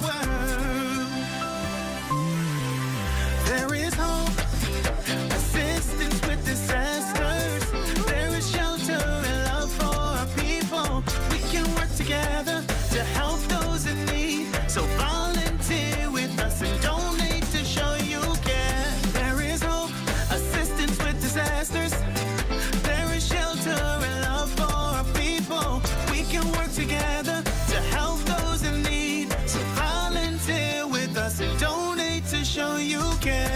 Together, let's build a more resilient Bahamas. Community farming for food security. Climate programs suited for our island country. Together, let's build a more resilient Bahamas. This message brought to you by the Bahamas Red Cross Society in conjunction with the Broadcasting Corporation of the Bahamas. The Hidden Disabilities Sunflower is a globally recognized symbol for persons with invisible disabilities. The sunflower lanyard made our journey less stressful, smoother, and more inclusive. REACH is proud to support the Hidden Sunflower Scheme, which makes the invisible visible. So far, the Nassau Airport Authority and the Nassau Cruise Port are sunflower certified. So if you see someone with a sunflower lanyard, always remember to be patient and ask if they need some help. Please be kind and always remember to show respect. We wish to encourage more hotel operators with amenities such as water parks, restaurants, cinemas, government offices to join this initiative, making the Bahamas a more sunflower-friendly country. Please feel free to reach out to the REACH office at 328-4123, or you can reach out to the National Commissions for Persons with Disabilities at 396-8700.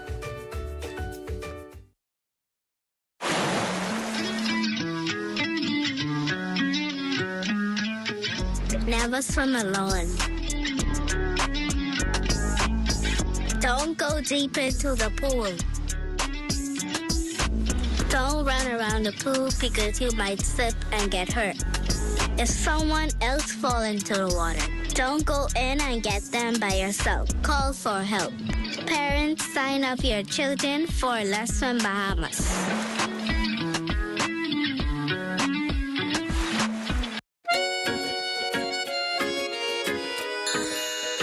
When all dogs are hungry, you have to feed them to make sure they stay healthy. You have to feed them every day.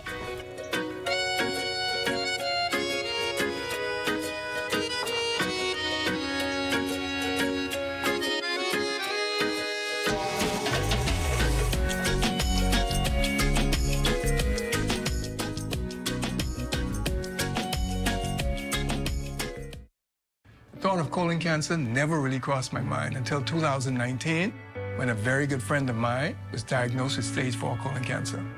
I was shocked. Everybody was shocked because he was a picture of perfect health. He was young, athletic, successful, and full of life. Many of us are still in disbelief.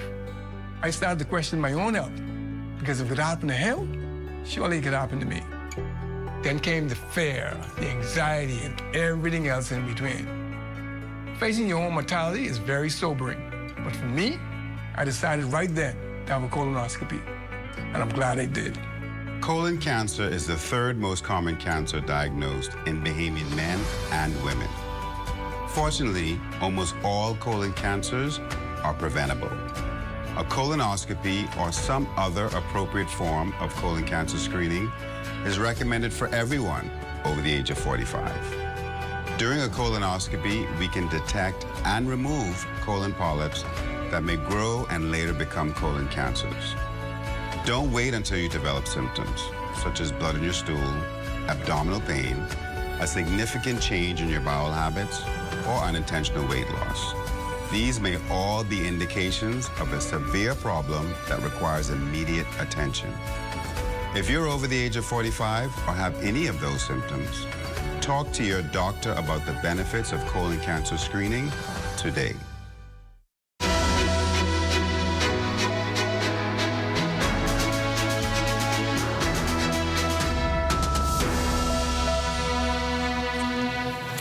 Welcome back to our live coverage of Nomination Day 2026. And Fort Charlotte is expected to be one of those constituencies to watch in this showdown, May 12th.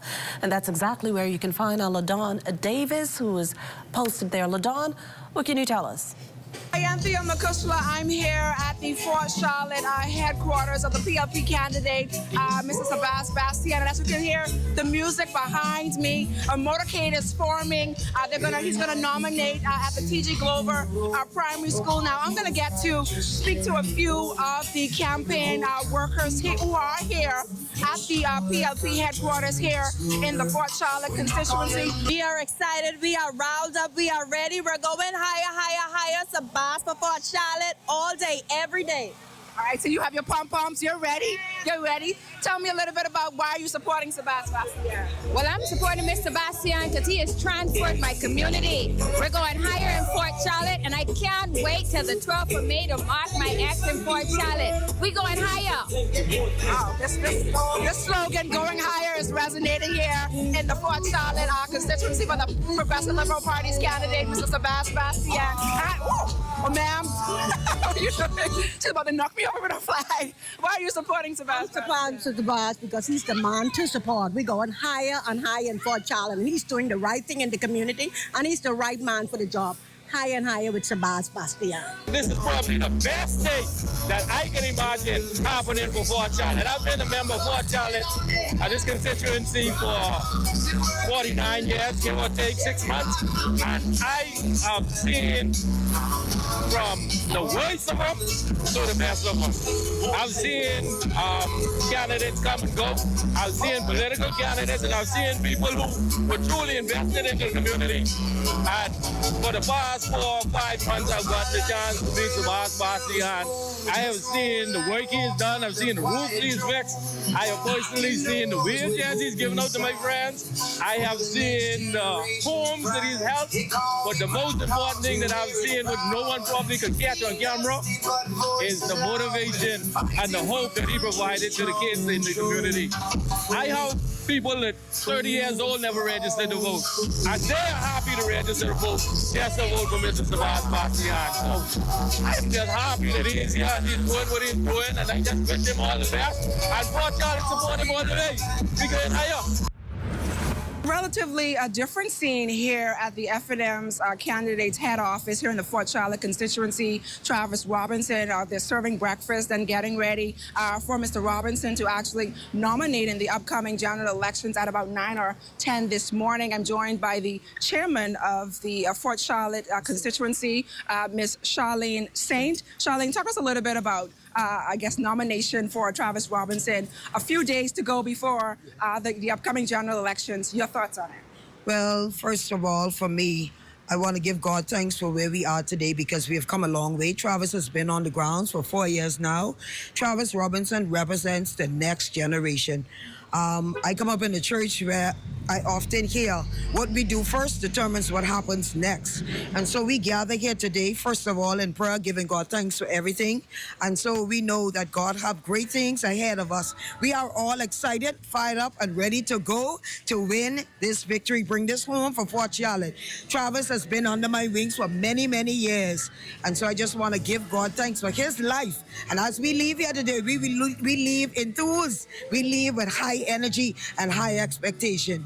How confident are you heading into this, I guess, upcoming general election for Travis Robinson? Well, I am very confident because I've been on the ground with him for 4 years and I know what the people are saying. And one of the things that we pray for is that God will turn the hearts of the people who did not vote in the last election. And so we feel very confident about this victory.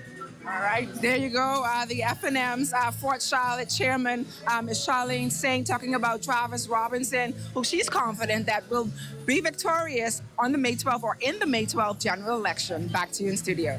Oh, thanks, Lenon. Well, an elaborate scene over there in Fort Charlotte as Sebastian gets ready to be nominated for that constituency, a newcomer to the political scene, but one who no doubt has a backing from some constituents, some residents in that constituency. Yes. We now toss it over to the St. James constituency, where you can find our Desmond Saunders. And just to give you some info in terms of the candidates, St. James is a newly created constituency, born, taken, slashed, shaved off. The Kalani, it consists of the huge Kalani constituency, and running for the PLP there is Owen Wells, another newcomer, along with Shannon Cartwright, the deputy leader of the Free National Movement, along with Latoya Stirrup Bane of the COI. And if memory serves me correctly,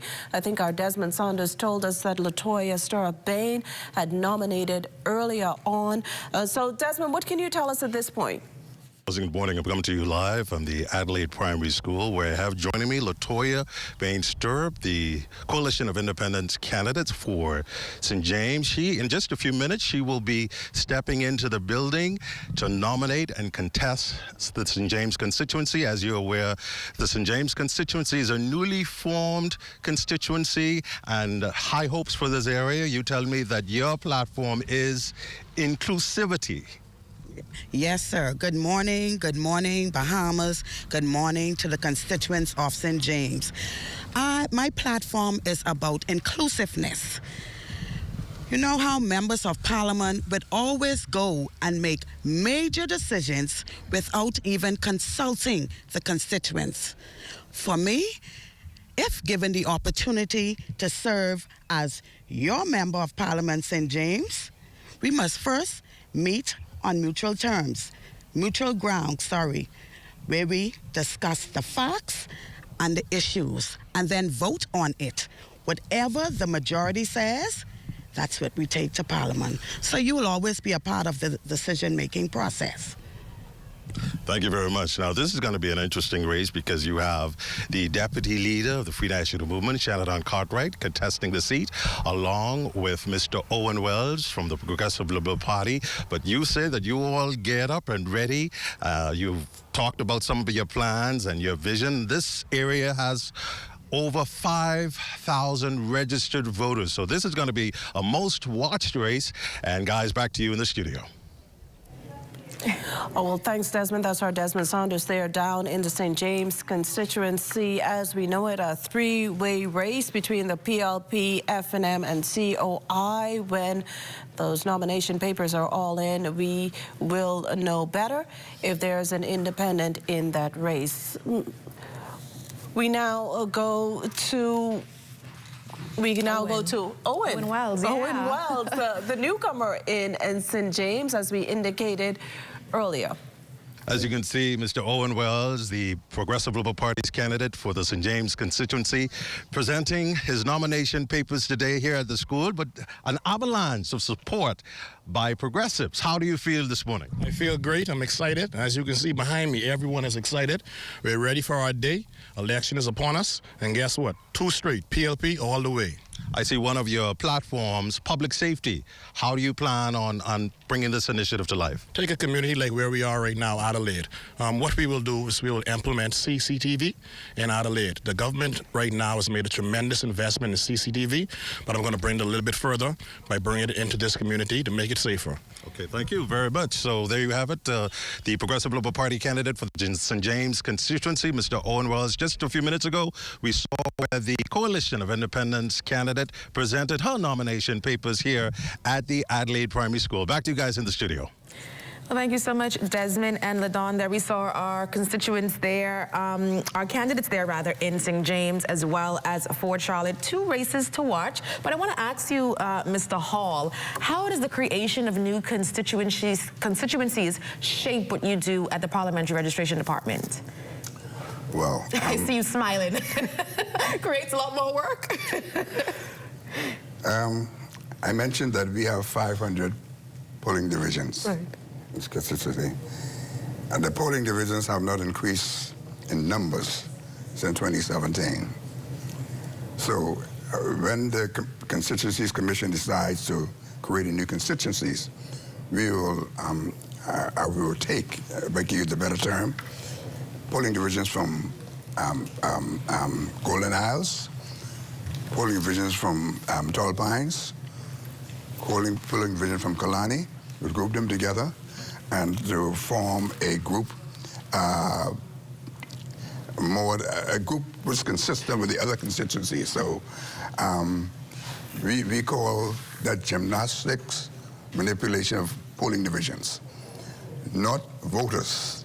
We just group the polling divisions together, whole polling division, create a new constituency. We take some from Kalani, some from the Tall Pines, some from Golden Isles, we group them together.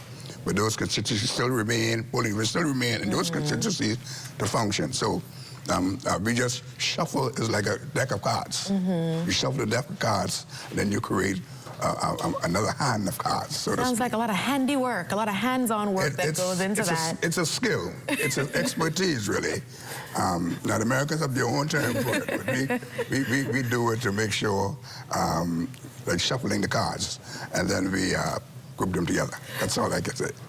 And we know of the 207,803 voters on this cycle's register for this election coming up. We have 15 of the largest constituencies, and I think we have a graphic to share with our viewers just to show us how that really breaks down and what that means. And, you know, I just want to also note here that, you know, I've been doing some research, and year over year, over the past 4 election cycles, you know, the numbers have increased. I'll go back to 2017, 181,543, 2021, 194,524, and now, as we said, 207,803. But you can see on your screen there the constituency summary, and over 6,000 each constituents in these constituencies. So you can see there on your screen how those numbers break down around the Bahamas. And now we're going to toss it back to Cat Island.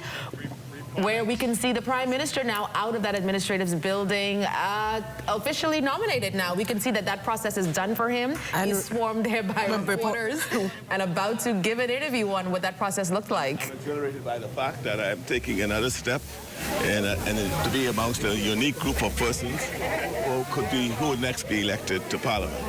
I'm very grateful to my people of Cat Island, Rumkins, and Salvador. Cat Island is a place that shaped me and made me who I am today, and I'm so thrilled to be able to nominate here in Cat Island to again continue the work that we've been doing together. You know, across these islands, our candidates have nominated. We are united in spirit and purpose, and we appreciate the fact that to govern a country, one has to be a united force. We are united. Our team is experienced. We have young candidates as well. So we have a mix of experience and neophytes who will bring with them the energy and vision of the youth to mix with our experience that we already have. Nothing other than ensuring that we build upon the progress that we have already built, that have already laid the foundation on. Now, this isn't your first rodeo. Does it ever get old? No, it doesn't. I'm exhilarated, and I look forward to times like these. It inspires me to be able to go out to the Bahamian people to express my love for them and to invite them to continue to ride the wave with me. Thank you, everybody. Thank you, everybody. All right, thank you, everybody. Prime Minister Davis making his way out of the nomination site just 20 minutes after he walked in to complete the process. You see, we saw him come out with his documents in hand and then addressing the press, explaining that he feels exhilarated, he feels confident. This is a momentous occasion for the Prime Minister. He was first elected to Parliament as the Member of Parliament for Cat Island back in 1992. He lost the run in 1997, but has won every election since 2002. So with a win on May 12th, that would mean he's had 6 consecutive wins as Member of Parliament for the Cat Island, Rumkey, and San Salvador constituency. What happens next is that there will be an opening ceremony taking place for the constituency office here on Cat Island. The Prime Minister is leading this delegation, as well as a sea of supporters that have gathered out here at the administrative building. And that is what will continue to happen for the remainder of this morning. So Prime Minister Davis now completing his nomination, feeling exhilarated, feeling confident, he says, and looking forward to the rest of this campaign, which will be a sprint to May 12th. Well, thank you so much for that. So 1 hour and 40 minutes into nomination day, we have the Prime Minister nominated, the Deputy Prime Minister, Deputy as well, and the Leader of the Opposition, as well as the Leader of the COI. So all leaders have already nominated today, just 1 hour and 40 minutes in. I think we're now going to pop back up that graphic that we had with the breakdown of the constituencies. And Mr. Hall, we want to talk a little bit about what does this mean on election day that we have 15 of the 41 constituencies with a minimum of 6,000 registered voters? How is this going to shape up on election day? And of course, that graphic is on screen now for our viewers.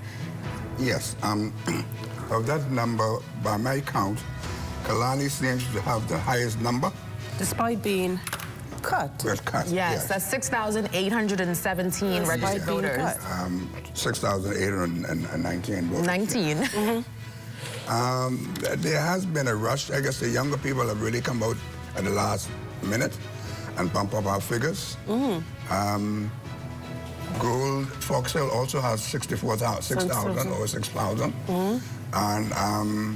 And South St. Beach? James also have over 6,000. Mm-hmm. Seabreeze? Yes, over 6,000. Seabreeze. So people are coming out to vote. Bahamians love to vote, and we love that as well. What we've done traditionally, the process has been designed to cater for one polling division handling about 500 voters. Mm-hmm. Right. Now, because that is much room beyond 500, we had to, right now we're splitting polling divisions. Everything over 550 will form 2 polling divisions, call it 6A, 6B. All right? So that everyone will be able to vote within the time allotted between 8 and 6 p.m. If you make them too heavy, you might find yourself going beyond 6 p.m. Does this then... We have to split them, make them rather under 500 to make sure everybody can vote within a time frame. Okay, before we go any further on that point, we're going to toss it back to Cat Island, where our Corval Pyfrom is speaking with Latre Ramming, who's playing a key role in the PLP's campaign. I've just spoken to Val Grimes, the head of the PLP's legal team. As you're all aware, that there was some protest by the COI and the PLP's candidate, Sebastian, for Fort Charlotte. The campaign is satisfied that Mr. Sebastian meets all the requirements. He is nominated. We expect him to be on the ballot on May 12th, and there's no concerns with his declarations. Why was that in the first place? I think that this is consistent with the opposition to create chaos and confusion where possible. The PLP campaign remain focused, and we expect on May 12th that Sebastian will deliver Fort Charlotte for the PLP. Latre Ramming, the director of the communications at the Office of the Prime Minister. There were some protestations about the nomination of Sebastian, the PLP's candidate for Fort Charlotte. Mr. Ramming making it clear here that the PLP is now satisfied that Mr. Bastian has met all of the necessary requirements. His candidacy is legitimate, as confirmed to us by the PLP's legal team. And so despite those protestations from the opposition parties, Mr. Ramming assuring today that Mr. Bastian's candidacy will move forward. He will be on the ballot for the advance poll on the 30th of April and for the general election, which takes place on May 12th. Back to you in studio. Well, thanks so much, Corval. That was our Corval Pyfrom there speaking about a discrepancy in the nomination of the PLP's candidate for the Fort Charlotte constituency, Sebastian, which we understand from Latre Ramming has all been ironed out, and it's a go for Mr. Bastian at this point. So he will be on the ballot to contest the Fort Charlotte constituency in the May 12th general election. I'm sure the story will come out later, but interesting to note exactly, what their objection could have been. Exactly. Yeah. And that's what we don't know by now at this point, but like you said, I'm sure it's going to come out later in the day. Now, Mr. Hall, we are dealing with many constituencies, over 6,000, those large constituencies, but we're also dealing with what seems to be, and you could correct me if I'm wrong, I want to say record-breaking a number of candidates. We have 41 from 3 major parties. We have independents, and we don't know how much that number is. Does this, in terms of the bigger constituencies, the larger number of candidates, does this create any challenge whatsoever or for the department? It will on election day, because the law requires each candidate to appoint agents, 3 agents per candidate. And the classroom is only so small, at 18 by 18 or 20 by 18 thereabouts. If there are 9 or 10 candidates, the presiding officer, who has the authority to control that environment, will also make a decision. Every candidate cannot have 3 agents in that room because it would be too overcrowded. So that presiding officer will have to make a decision to agree with all the candidates to have limited to 2 per candidate, all right, with the help of the police. So, but the law requires they're entitled to have 3, depending on the number of candidates for the room, depending on the size of the room as well. So the presiding officer will have to make that judgment call on site, depending on the condition within that room. If it's too crowded, he or she could say to all the candidates, we're going to limit the observers to 2 instead of 3. Okay. And we have more action now from in the field on Nomination Day 2026. We're going to toss it now to our LaDawn Davis, where she's now in the Baines and Grantstown constituency with the PLP's Wade Watson. Well, Macushla and Ianthea, a busy scene here on the boardway of the C.R. Walker Senior High School, or should I say the roadway of the C.R. Walker Senior High School, as the PLP's incumbent for the Baines and Grantstown constituency, Mr. Wade Watson, and his contingent are here, and they're getting ready for him to nominate for the upcoming May 12th general elections. I'm going to let my cameraman, Utah Taylor, just walk us a little bit into the crowd here of supporters for the incumbent, Wade Watson. Hi, Mr. Ivan Ingram. Talk to me about Wade Watson. It is very exciting. The crowd is very enthusiastic.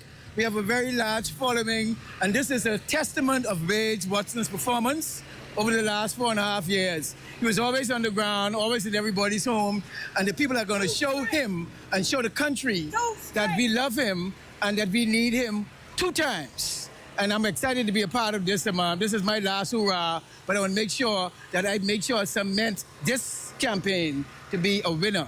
And this is too straight for the PLP. I'm walking into like a tunnel of the Progressive Liberal Party with their support team. Wade, talk us a little bit about how are you feeling with all of your supporters behind you as you nominate for the election? I'm excited. I'm excited. What you see here today is a true testament of the work that we have done, the work that I've done in the Baines and Grantstown constituency since 2016, not even 2021. And a lot of these persons here came out to support me and came out to support the Progressive Liberal Party and the progress that we're headed into in this next general election. So why should undecided voters or voters who are not sure of who they're going to vote for, why should they vote for Wade Watson? Because Wade Watson is the man, first and foremost. And then second of all, I'm always on the ground. You can always reach me.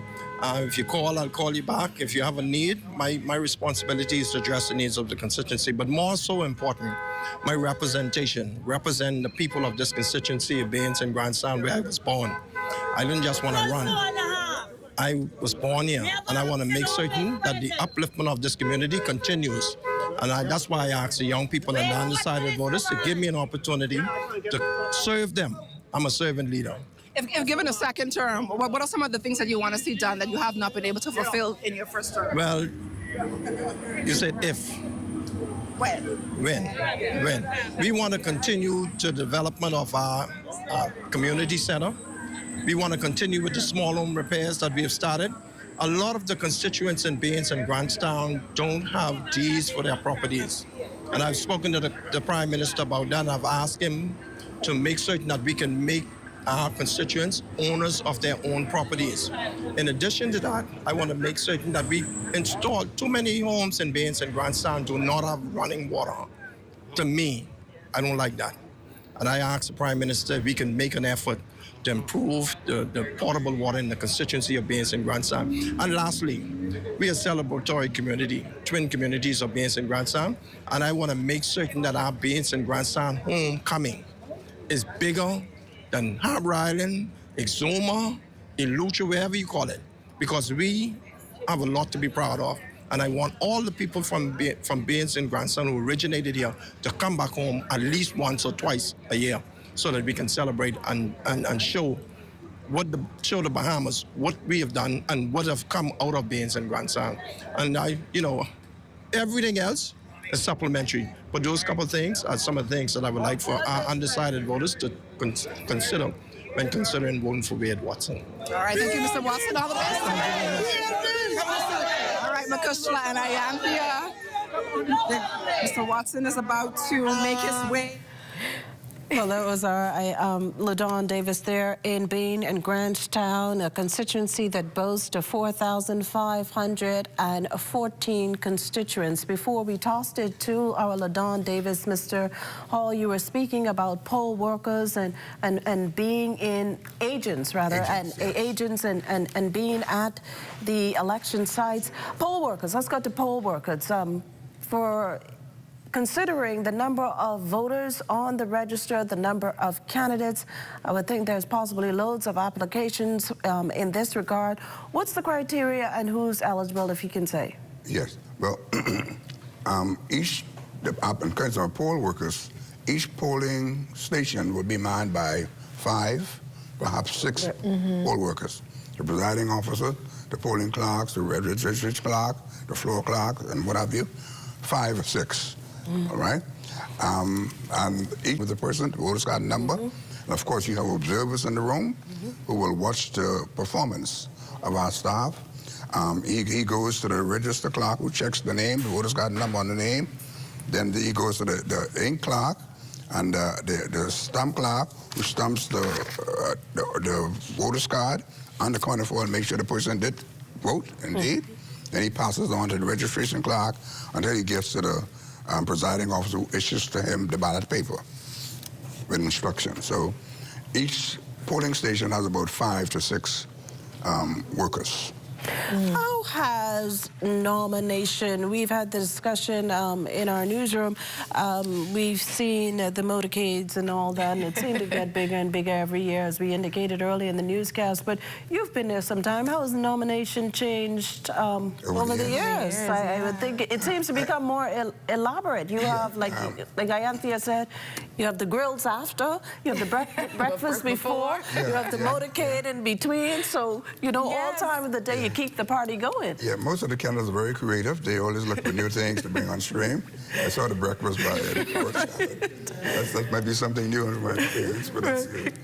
I guess trying to get your supporters motivated, excited. And but one thing, all of the nominations have been peaceful. That's the nice thing about we do elections in the Bahamas. We are peace-loving people, and but it's. Thank God we have a Parliamentary Elections Act that governs the protocol for holding elections.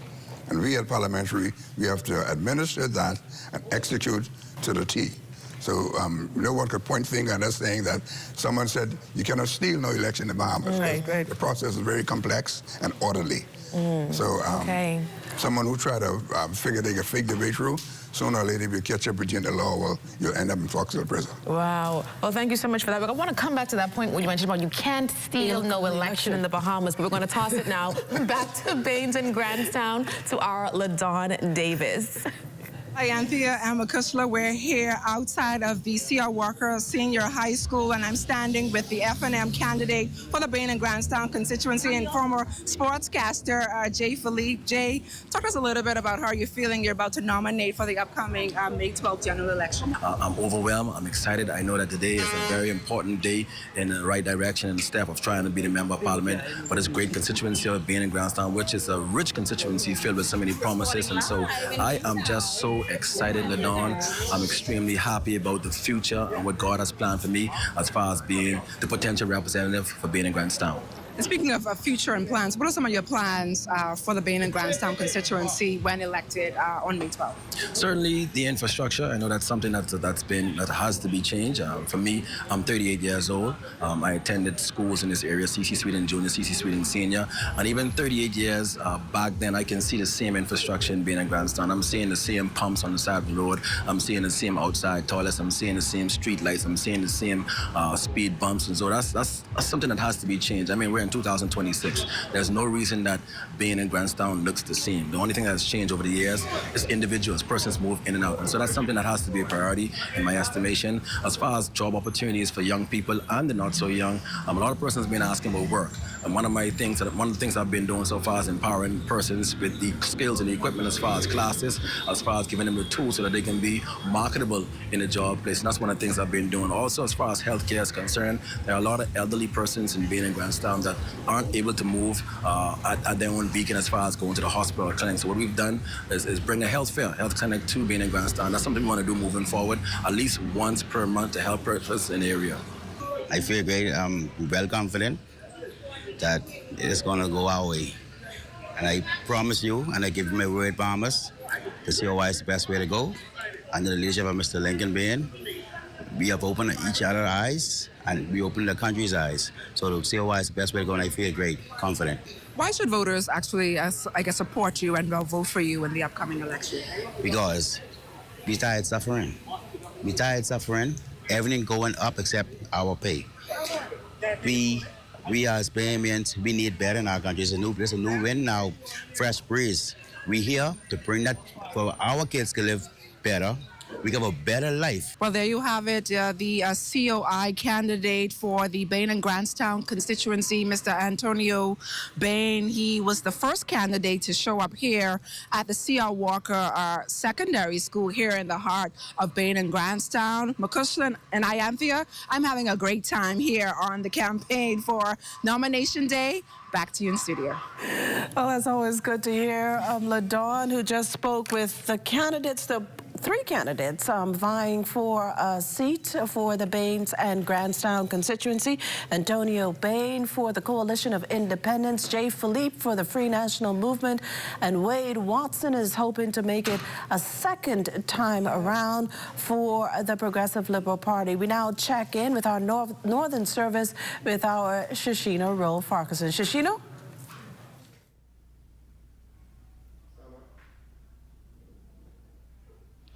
Thank you, Makushla and Ianthea. We are now zeroing back in on central Grand Bahama, where 6,027 registered voters could decide one of the most closely watched races this election season. This seat is currently held by former Member of Parliament Iram Lewis, who made headlines last year when he crossed the floor in the House of Assembly to align with the Coalition of Independents. Our Miko Knowles is standing by live now with the latest on his nomination process. Miko.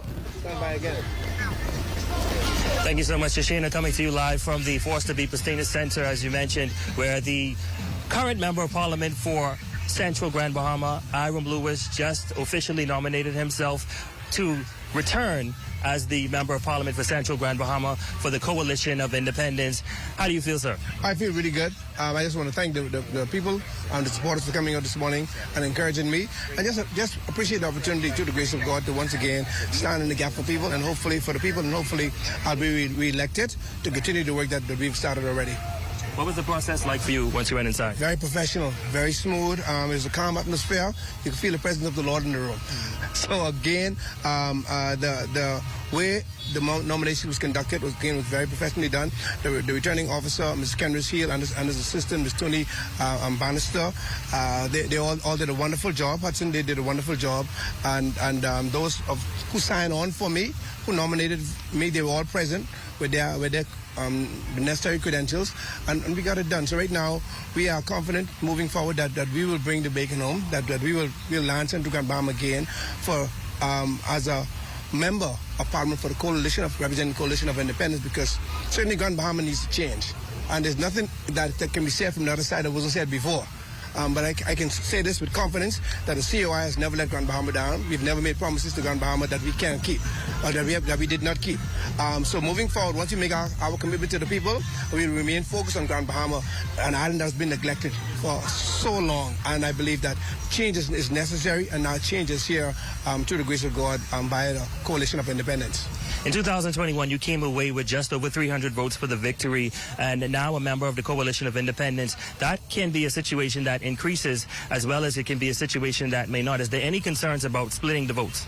Well, as I look in 2021, we had about like 60% turnout, voter turnout.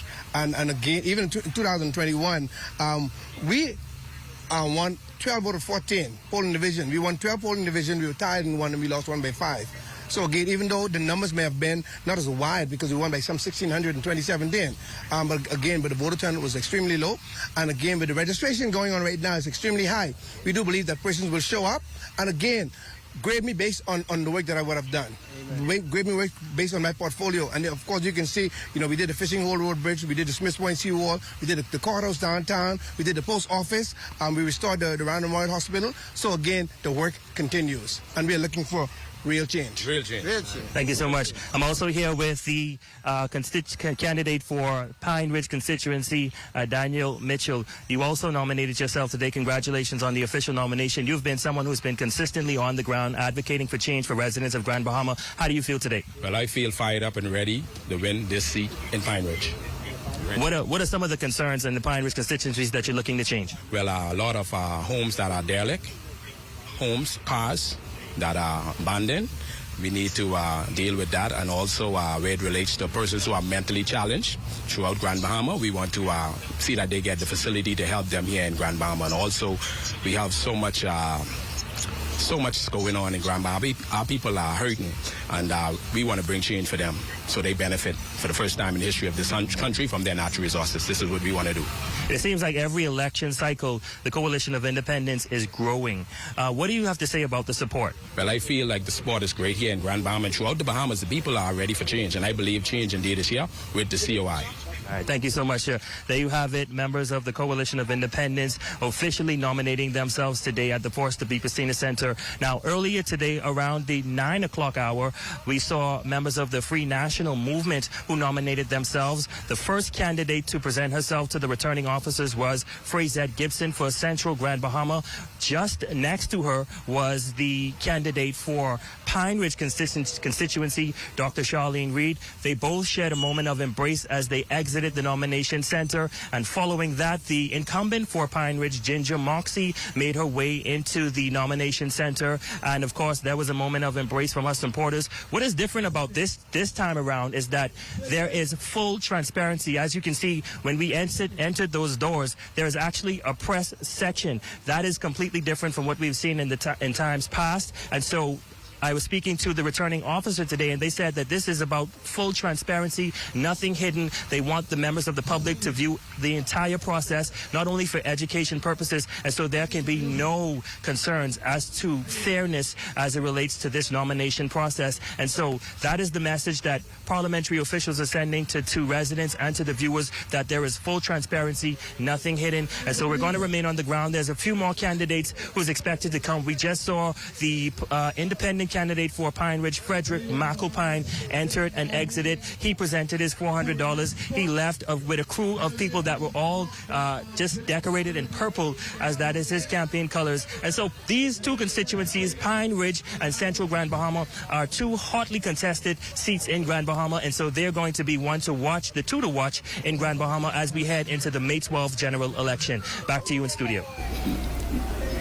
Thank you so much, Ramiko, for that extensive report on Central Grand Bahama, as well as what is happening on the ground in Grand Bahama as it relates to all of these constituencies. But I want to bring in Harold Roberts now. We want to zero back in on Central Grand Bahama.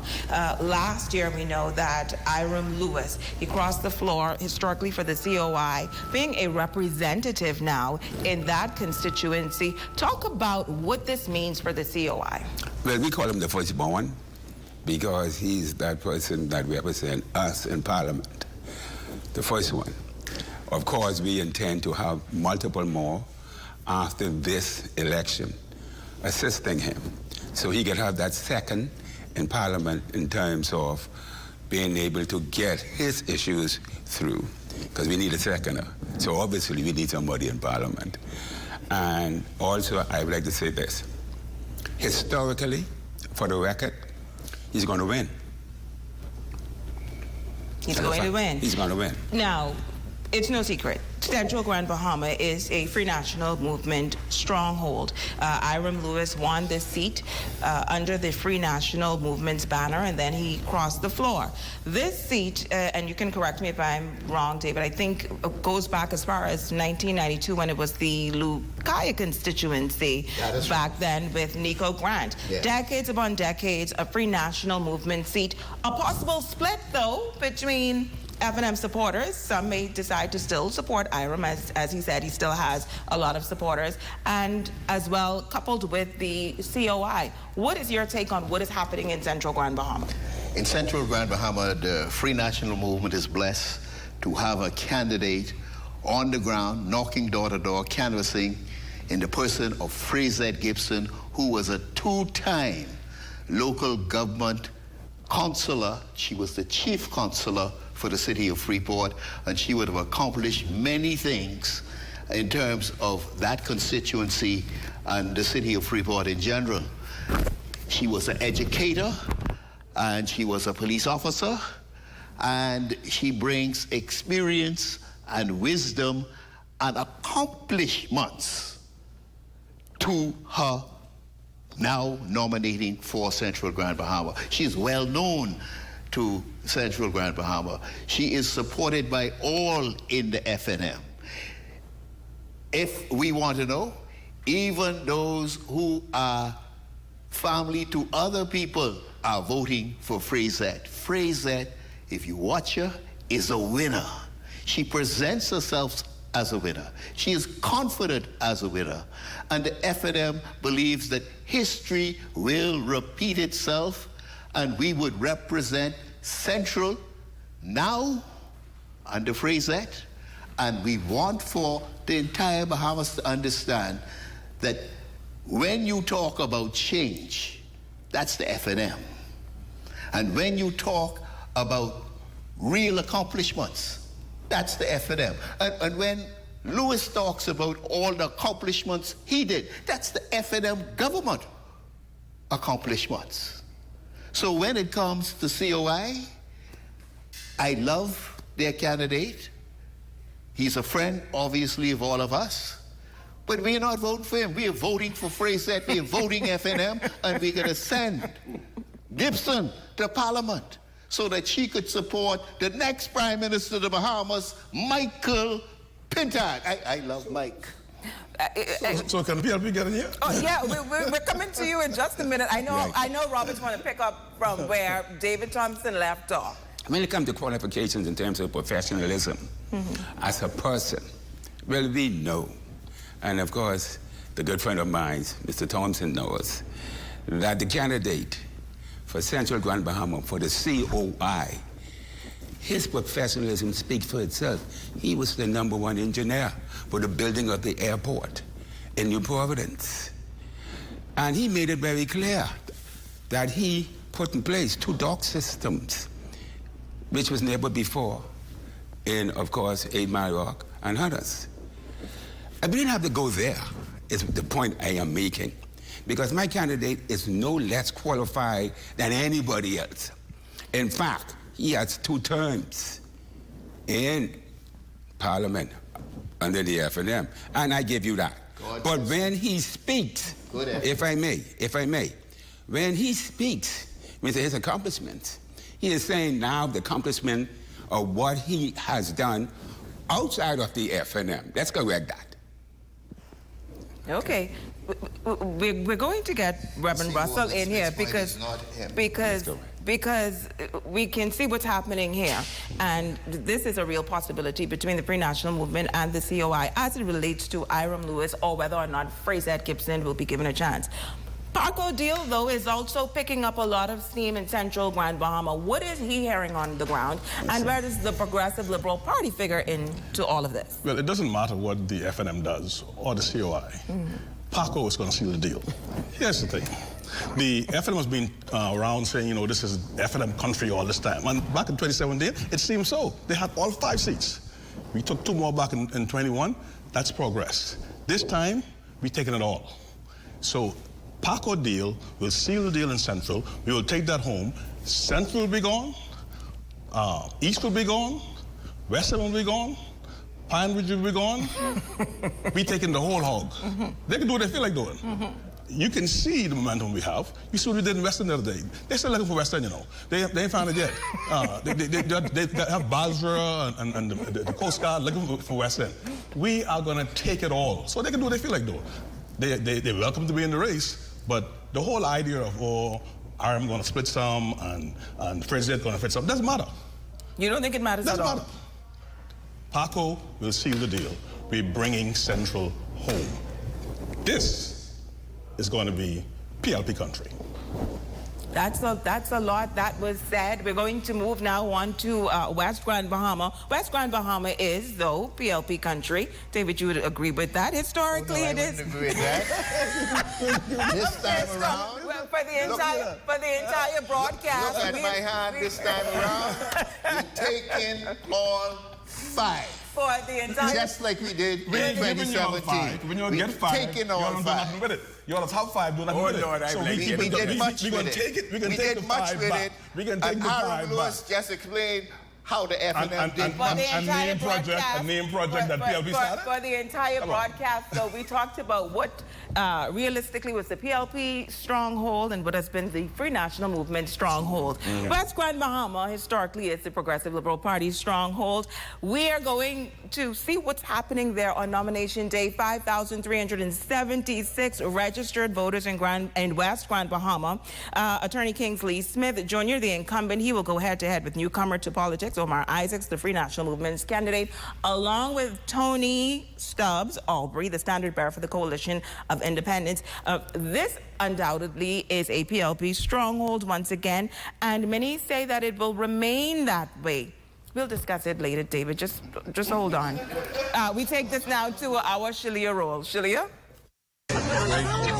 Just moments ago, Mr. Isaacs, you were in the nomination center. What was that feeling like for you? It was some mixed emotions, but I'm just humbled at the opportunity to be considered to serve. I've spent the better part of half of my life serving the community here in West Grand Bahama, serving my country abroad, in London, in the United States, and then asked to become home to work in the office of the Prime Minister, and now I'm aspiring to a higher office. Service is where we're headed, and the people of West Grand Bahama can put their trust in me. I'm here with a COI candidate, Tony Stubbs Albury. She just went into the nomination room and she was told that she is missing a document. Can you tell us a little bit more about the document that you were missing? Okay, the document is a letter that I need from my for my chairman or my president to say that I am the candidate running for the West Grand Bahama. Okay, and you weren't aware that you needed this? And I was not aware. So what are you going to do now? They're getting it on the I already called them. Okay, will you have it before the 12 p.m. hour? Yes, if not, I'll have to type it myself. And how is your spirit feeling after that? It's not broken. It's not broken at all. I'm great. Tony Stubbs Albury just came out of the nomination room at the 8 Mile Rock Gymnasium following her paying her $400 and submitting her nomination day documents. Tell us how you are feeling following these change of events. Well, no one can break me. I am not broken, not easily. My mind is smile. But I'm feeling great. I'm feeling great. And you know they said, last shall be first. So they turn us around and back. And strong, COI, change his hair. Again, I went in confident, and I came out more confident. It is the road to victory. We have 28 days, 27 more days left, and so we're going to bring it home once again for the Progressive Liberal Party here in West Carolina. It is no fluke that most of the years since majority rule that we had Progressive Liberal Party representing this constituency. That is no fluke. And many of them, some of them, who were there from back in the 70s. That's right. Some are here. That's right. Today. Right here. So I'm thankful and grateful to even have those persons here. Oh, yes.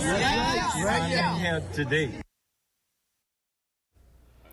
There you have it, a wrap-up of what happened in West Grand Bahama earlier today. COI candidate Tony Stubbs Albury, it's a discussion that we had earlier. You can be disqualified if you don't have all of your paperwork and if you don't get back in time. Fortunately for her, though, she was able to present everything in time and successfully nominate. What does she bring to the table? Oh, West End. And let me say why. I do like my two colleagues and their strong approach on no accomplishments in West End. Now, they could say, oh, we served X amount of years, and this is a PLP. But it is a disgrace, if I may, with the greatest respect, gentlemen. When you own something, but you don't deliver or take care or nurse that, and that's the people of West End. What we're going to do in West End is this, through our candidate. What we're going to do, we're going to empower West End. West End have a particular quality that the Grand Bahama Port Authority is holding on to. And that is the right of way in terms of its natural resources that is shipped out of this country every year. And we see that big trailer thing there, just taking and digging and digging. We have decided through the COI that we intend to empower the people of West End with the opportunity of the same thing If we could do it there, 5.6 billion possibly, we could do it in West End.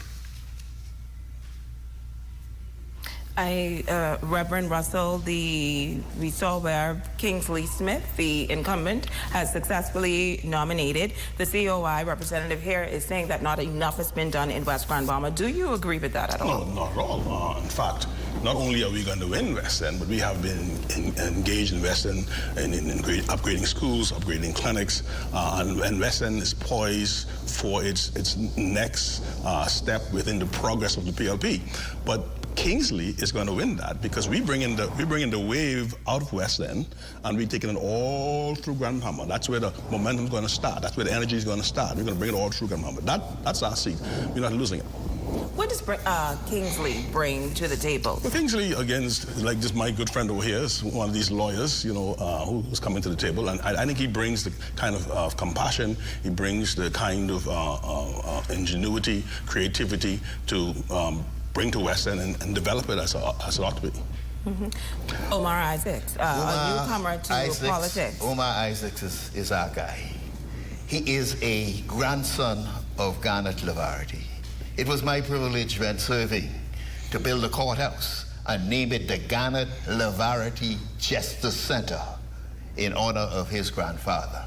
He is the one who every time you drive down the road to West End, you drive on the Warren Lavarity Highway. So when it comes to getting to West End, Lavarity has always been a staple in West End, and the FNM, under whether it's Warren Lavarity, David Wallace, or Keisha Parker Edgecombe, they have always been able to say to West End, we will make sure that the huge investments in West End as it relates to hotel, marinas, second homes, that is realized. And we will, under Omar, who has a great vision for West Grand Bahama, we will be able to not only look at what his ideas are, but develop them and deliver them, because the FNM believe in deliverance.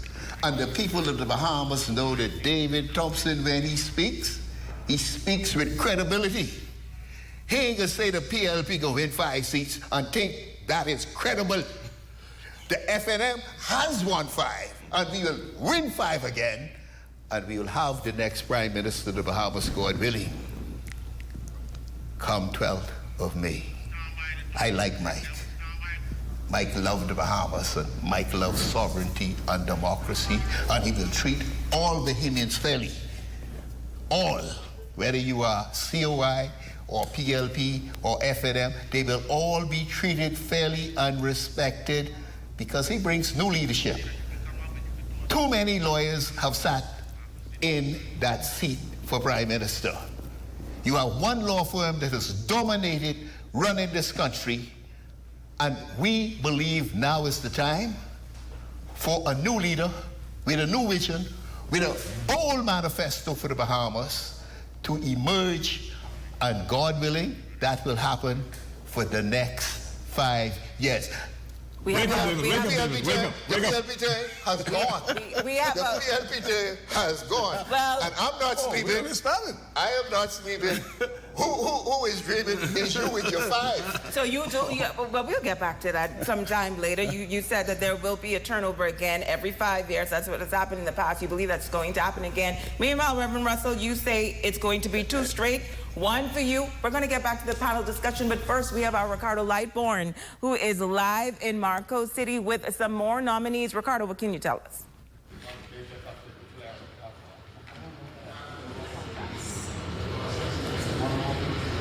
Tell me what I'm saying. You take the phone outside.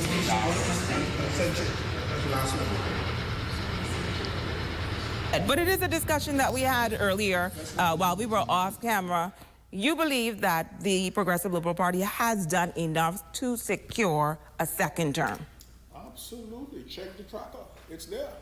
You know, if we made 375, 387 commitments and accomplished 325, I think that's a good record. And just check the tracker. Don't believe my word. Go check the tracker. It's all there. What we have done. But could I finish that? Go and look on the internet and see if he's telling the truth. Thank you very much. Other than that, something you can see yourself. Check unemployment. He said check the records. Check unemployment. Allow me, please. In this area, which I have worked for various contractors, I stay in West End. And it's sad when I have to hear big men crying how they can't even find a job. They say to me, Mr. Roberts, anytime you need your fish, please call me, because I need some funding. Yes, we drive all the way down to West End, but not consistent enough.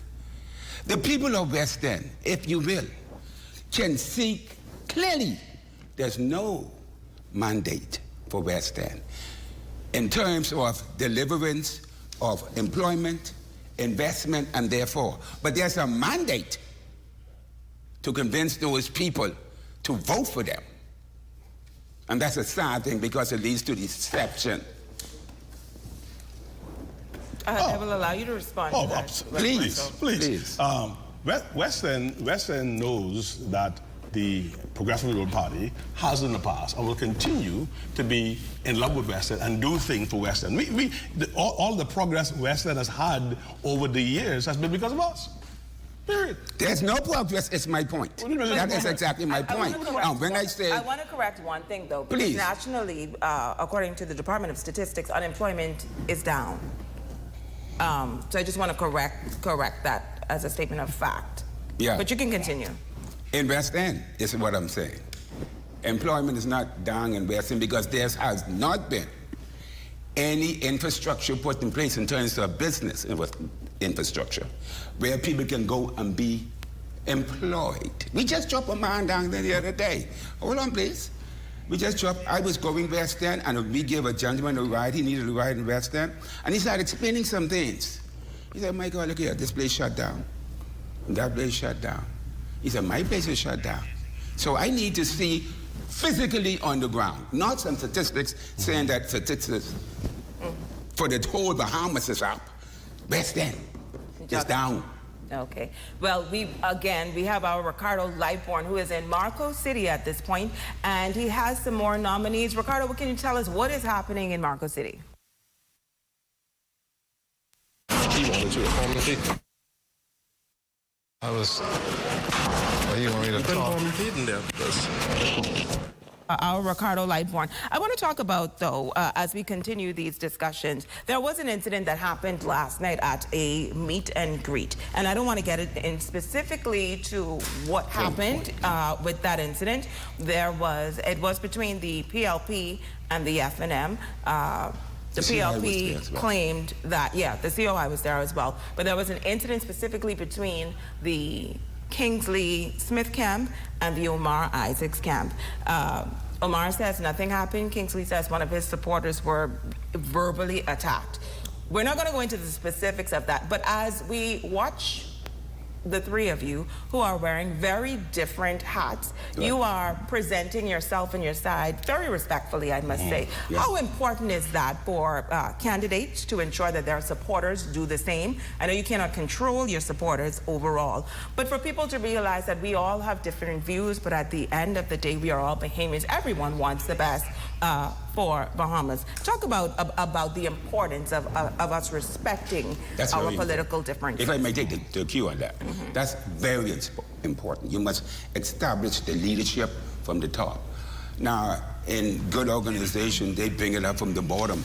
However, here's what I'm saying to you. If you put a report out there that is disrespectful, then, of course, your people would incline to believe that's normal, but it's not. You have to establish a standard across the board. Because at the end of the day, governance is going to govern for all, you see? And that's what's important here. So if the government says, look, if we're going to sidetrack the COI based on the support, based on the approach by the government, which is, hey, we're not supporting the COI and, of course, the FNM. David? But we're going to support the PLP. No, we can't have that. Weigh in on that, the importance of respecting political differences. Let me indicate that in our democracy, thank God, we have been blessed with civility, with courtesy, with friendship, and with putting the interests of the people of the Bahamas first. So whether it is the government by the PLP or the government by the FNM, we always seek to do the best in serving the people of the Bahamas and making their life better. And that is why I like Mike, because Mike will do that as the next Prime Minister. We're moving now on to East Grand Bahama, 6,685 registered voters, an uptick from the last general election. Veteran politician and former Minister for Grand Bahama and Minister of State for Finance, Attorney Kwesi Thompson. He will represent the Free National Movement. Dr. Monique Pratt, she is the incumbent for the Progressive Liberal Party, while Dexter Edwards will represent the Coalition of Independents. We now have a package piece from East Grand Bahama with an overall view of what happened earlier today. You're not new to nomination day. Just tell us, going into now to this fantastic and this historical day, what's going through your mind right now? I just want to give God thanks. I think today is a wonderful day. It's a purposeful day. What we're going to do is nominate. Is a very, very important day. It starts that official step forward. We are feeling good. We're feeling confident. We are hopeful that the Bahamian people will choose us. We've made the case out. We will continue to make the case out over these next few days. But today really is a day of celebration. It's a day for us to embrace what's happening. It's a day for us to enjoy it with the constituents. But most of all, we acknowledge God in this. We acknowledge His purpose in this. We acknowledge His grace, His mercy. I am so thankful I have my family with me. I'm so thankful I have my wonderful team with me. And so I just give God thanks for having this opportunity. It's official for Dr. Pratt, who just paid her $400 nomination fee and $100 bill. Her process appears to go smoothly with just one question raised regarding her deposit. For the residing officer explained that if she wins 1/6 of the vote, the money will be refunded to her account. If not, it will be forfeited to the Treasury. Dr. Pratt, it's now official. Come here. Now official, Dr. Pratt. Tell me, how do you feel? It's such a great feeling. It's hard to express. Very exciting, very exhilarating. The process was very smooth, and I'm just so happy this is all over, actually. Now, I noticed that you came here with your mom. What do you think her support represents? Well, my mom, since I was a child, her support has been, she's been the rock, and she's been like my right hand, my best friend, everything. And she has a lot of roots in the party because she's still a counselor. And so, of course, without her and my father, who's now passed, I wouldn't be here today. So by them giving me this foundation, I'm here today. And that's a look at what happened in East Grand Bahama. We will be back later to wrap up, but for now, we send it back to the nation's capital. Thanks so much, Shashina, joined by your panel, who gave us an amicable face-off there in terms of whose party is going to win, and all confident of a victory on Election Day. We now check in with the St. James constituency to hear what Deputy Leader of the Free National Movement, Shannon Dawn Cartwright, has to say. High-spirited team of Free National Movement supporters presenting Shannon Dawn Cartwright here, the St. James constituency. How do you feel this morning? And if elected, what would your representation look like? It continues to be an honor to have the opportunity to represent the Bahamian people in whatever constituency. This is now my third consecutive election. I was re-elected in 2021, and I believe by God's grace and with the support of the people of St. James, I will be elected as the newest member for St. James when the election on election night. And so we are excited about what we've been hearing from constituents who have said, Mr. Cartwright, your reputation precedes you in terms of what you've done in your previous constituency, and they are looking forward, their words, they are looking forward to my representation in St. James. Now, you were once a candidate for the St. Barnabas constituency. So what's the difference? What's the feel like now? Well, it's all about serving the Bahamian people. There are Bahamians from all walks of life. This is an opportunity now to represent a different group of Bahamians. I'm always grateful for the people of St. Barnabas that has allowed me to get to this point, and I'm looking forward to representing the people of St. James in this next season of my political life. Thank you very much. Thank you. The ratified Free National Movement candidate for the newly carved St. James constituency, Mr. Shannon Cartwright, an avalanche of support from Free National Movement supporters. Mr. Cartwright is flanked by support also from his family. I see his mother along his side as he goes now into the Adelaide Primary School to present his papers, where he will be officially ratified as a candidate, making his candidacy official here this morning. Well, thank you so much, Desmond. We now toss it to the Pinewood Gardens constituency, while Miles LaRota is just now being nominated, well, has been nominated. We'll confirm that in just a few seconds for that constituency, hoping to clinch a second term there. I'm going to toss it now to an SOT where Miles LaRota made his nomination today official. I expect to win. We come out here, we've got good energy. The progress will continue. The PLP has put in the work. I have put in the work. My supporters out here will confirm that Pinewood, 2 straight. That's right. Hey! 2 straight. And now we're going to move over now to the Marathon constituency where Lisa Ramming, our Leah Cooper is with Lisa Ramming. Good morning. We are in the Marathon constituency at the Lou Adderley Park. And if you can't tell already, we are with Lisa Ramming, the Progressive Liberal Party's candidate for the Marathon constituency. Now, this is where they will meet. The supporters and herself is beginning to assemble here ahead of going to C.I. Gibson, where she will present herself as candidate in the next general election.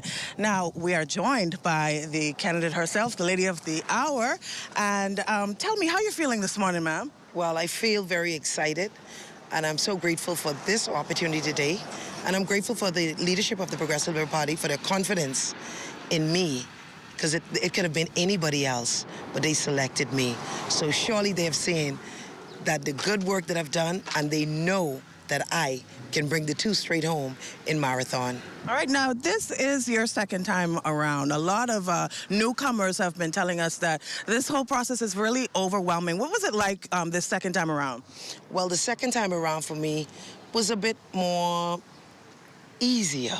Why? Because I became familiar with it, because I went through it before, and I feel more prepared, you know, because you know what's coming, you prepare yourself, and you execute.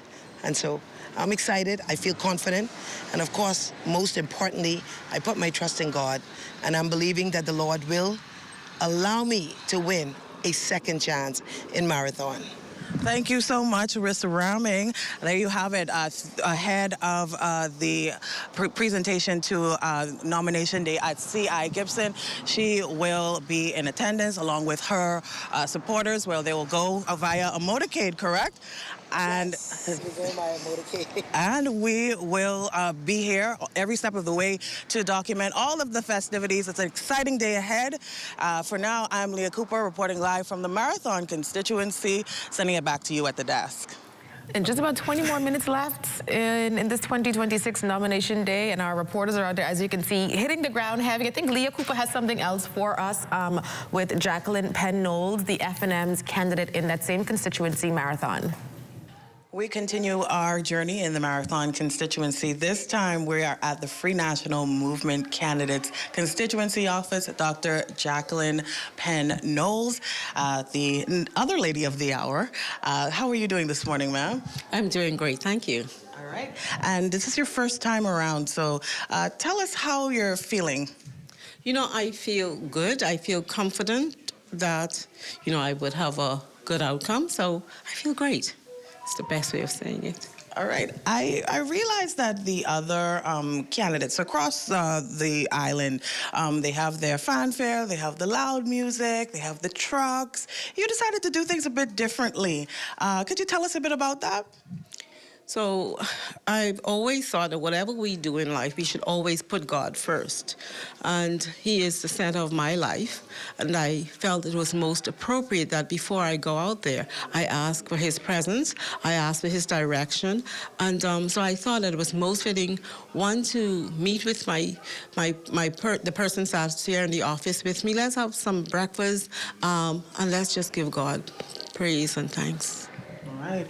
And this is your first time around after this nomination day process. What do you have in place to ensure that you are going to execute a flawless campaign moving forward? Well, if anyone knows me, they know that I'm normally a person who is normally very calm. I don't like drama. And I'm hoping that my team around me would execute the same thing. You know, first of all, you have to know your direction. You have to know where you are, whose you are, and where you're headed. And once you know that, then you would be good in the space to do what you want to do. And therefore, the persons around me know me, and they would behave the same way I do. Thank you so much, Dr. Penn Knowles. We are continuing our coverage of Nomination Day. There's lots of excitement to cover, so stay tuned. Reporting live from the Free National Movement Marathon Constituency Office, I'm Leah Cooper, sending it back to you at the desk. Well, thanks, Leah. Anthea, Mr. Hall, we see a more subdued nomination day there for the F&M compared to what's with the Progressive Liberal Party. Lisa Ramming, ATVs and golf carts. Big buses. So you can't get better than that. But you're watching the 2026 nomination day here on the ZNS News Network. Stay with us. There's much more when we return.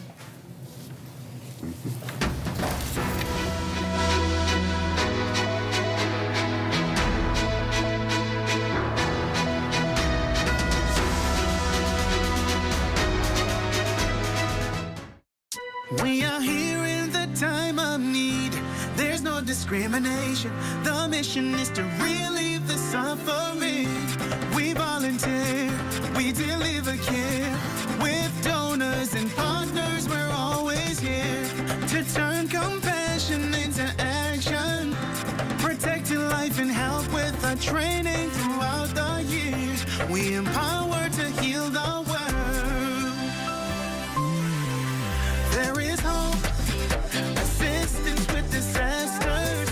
There is shelter and love for our people. We can work together to help those in need. So volunteer with us and donate to show you care. There is hope, assistance with disasters. There is shelter and love for our people. We can work together to help those in need. So volunteer with us and donate to show you care. Together, let's build a more resilient Bahamas. Community farming for food security.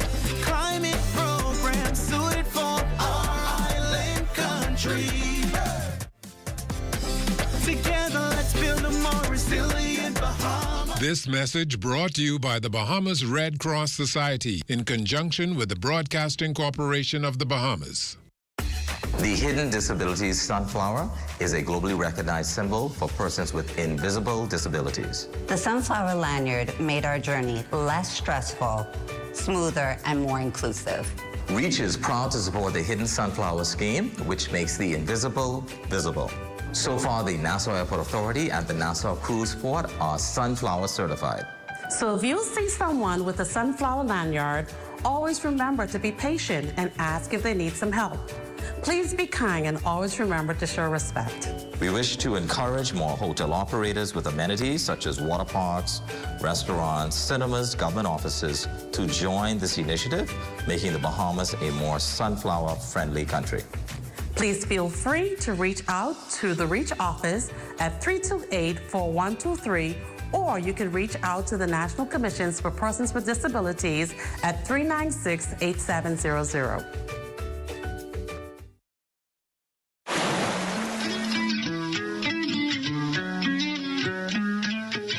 Never swim alone. Don't go deep into the pool. Don't run around the pool because you might slip and get hurt. if someone else fall into the water. Don't go in and get them by yourself. Call for help. Parents, sign up your children for Let's Swim Bahamas.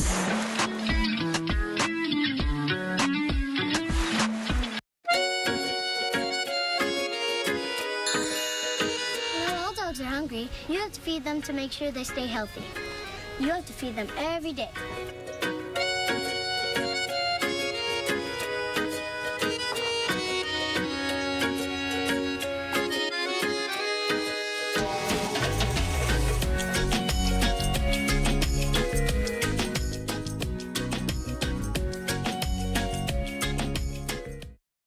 The thought of colon cancer never really crossed my mind until 2019, when a very good friend of mine was diagnosed with stage 4 colon cancer. I was shocked. Everybody was shocked because he was a picture of perfect health. He was young, athletic, successful, and full of life. Many of us are still in disbelief. I started to question my own health because if it happened to him, surely it could happen to me. Then came the fear, the anxiety, and everything else in between. Facing your own mortality is very sobering. But for me, I decided right then to have a colonoscopy. And I'm glad I did. Colon cancer is the third most common cancer diagnosed in Bahamian men and women. Fortunately, almost all colon cancers are preventable. A colonoscopy or some other appropriate form of colon cancer screening is recommended for everyone over the age of 45. During a colonoscopy, we can detect and remove colon polyps that may grow and later become colon cancers. Don't wait until you develop symptoms, such as blood in your stool, abdominal pain, a significant change in your bowel habits, or unintentional weight loss. These may all be indications of a severe problem that requires immediate attention. If you're over the age of 45 or have any of those symptoms, talk to your doctor about the benefits of colon cancer screening today. Did you know that 1/3 of all traffic fatalities occur as a result of excessive speed? Excessive speed impedes a driver's point of perception, which affects braking distance. In the inner city, residential areas, and high pedestrian traffic areas, the speed limit ranges from 15 to 25 miles per hour. On the outskirts of the island, especially where a sign is not posted, the law dictates that the speed limit shall be 30 miles per hour. The maximum speed limit for the Commonwealth of the Bahamas is 45 miles per hour. Here are some safety tips for you. Avoid aggressive and distracted driving. Reduce excessive speed and drive at the appropriate speed to suit the current road conditions. Avoid operating a vehicle while impaired by alcohol or drugs. Be vigilant and always maintain good visibility of the road, and be mindful of other road users, such as pedestrians. Leave out in a timely manner to compensate for potential traffic delays. Even one life lost to traffic fatality is one life lost too many. On behalf of the Royal Bahamas Police Force Traffic Division, please slow down. This public service announcement is brought to you by FG Insurance Agents and Brokers, the Royal Bahamas Police Force Traffic Division, and the Broadcasting Corporation of the Bahamas.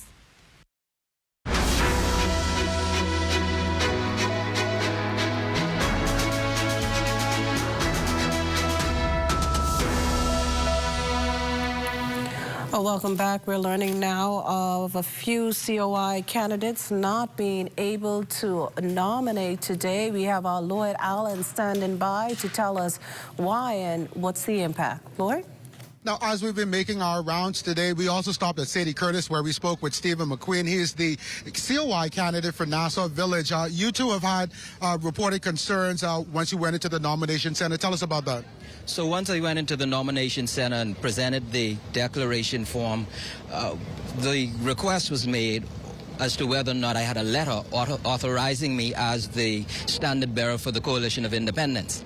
My response was that's not a lawful requirement and that all that's necessary is the declaration form and the $400. The residing officer, understanding that to be true, allowed me to nominate.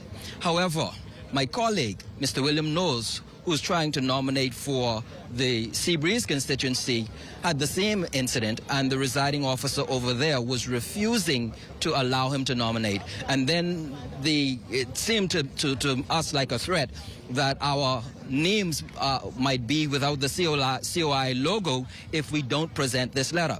Never before has a letter been required for any person to nominate as a part of a political party. Mr. Knowles, of course, as we've heard just now, you two went through this process. What was it like this morning? Well, to start off, it went smoothly, and everything was done decently and orderly until at the very end when they said, oh, we need a letter saying that you're authorized to be a member or candidate for the COI and authorized to use the symbol of the COI. And this came as a surprise to us because we would have spoken to the commissioner and this was not indicated to us as one of the required documents. And that is our issue. If this was a required document, then we would have liked for that to be shared with us so that we would be prepared. Well, of course, this story is developing. We're on the ground, and we'll have more on this as we continue to canvass on nomination day. Reporting back to you guys in studio. Wow. Mr. Hall, what's your response? Is a letter of this nature required to actually be nominated? Because it seems like a similar event happened in Grand Bahama with the COI candidate there. Shall I speak to that? I guess I'm sure the Parliamentary Commission will address this matter. But I know traditionally when you want to represent a party, we have always asked for a letter to be presented to say that I have the approval of the party to represent, to use the symbol of the party. If you do not have that letter, the Parliamentary Commission will interpret that as you are an independent candidate. Because there are two types of symbols for parties and two types of symbols for independent candidates. And he approves the symbols for the party, whatever symbol I can't recall, whatever symbol the COI uses, he approves that by approving a letter. Now, to represent a party, like I said, traditionally, we've always asked for a letter to represent a party. Other than that, you are considered to be an independent candidate. So we don't know how many COI, I guess, candidates this is affecting. And with just 10 minutes left to go in nomination day, if they don't solve this issue, will they then show up on the ballot as independent? That's a gray area. We may have some debate. Some lawyers have to debate that matter. But I know the Parliamentary Commission has the discretion to allow a person either be an independent candidate or you represent the party with a letter. And what would this mean come election day when those numbers come in, and if they were to win as an independent or a COI? Right. I'm sure the Parliamentary Commission will address that part of the act. I can't recall all the details what the act said with the letter, but I know traditionally if you want to represent a group, a party, part of a group, you need the group's approval to use your symbol. And interesting to note that this seems to only be affecting the COI. So does that speak to, I guess, their newness with the process, their newness with elections and what it looks like? Because I would think that everyone would have been given the same instructions on terms of what to bring, when to bring it, how to bring it. I would, I'll defer when the Parliament. Yes, understood. Yeah. There's another issue I see coming into us in terms of independent candidate Ali McIntosh, who is certainly no stranger to our political scene. She is not nominating, but she has decided not to do so in protest.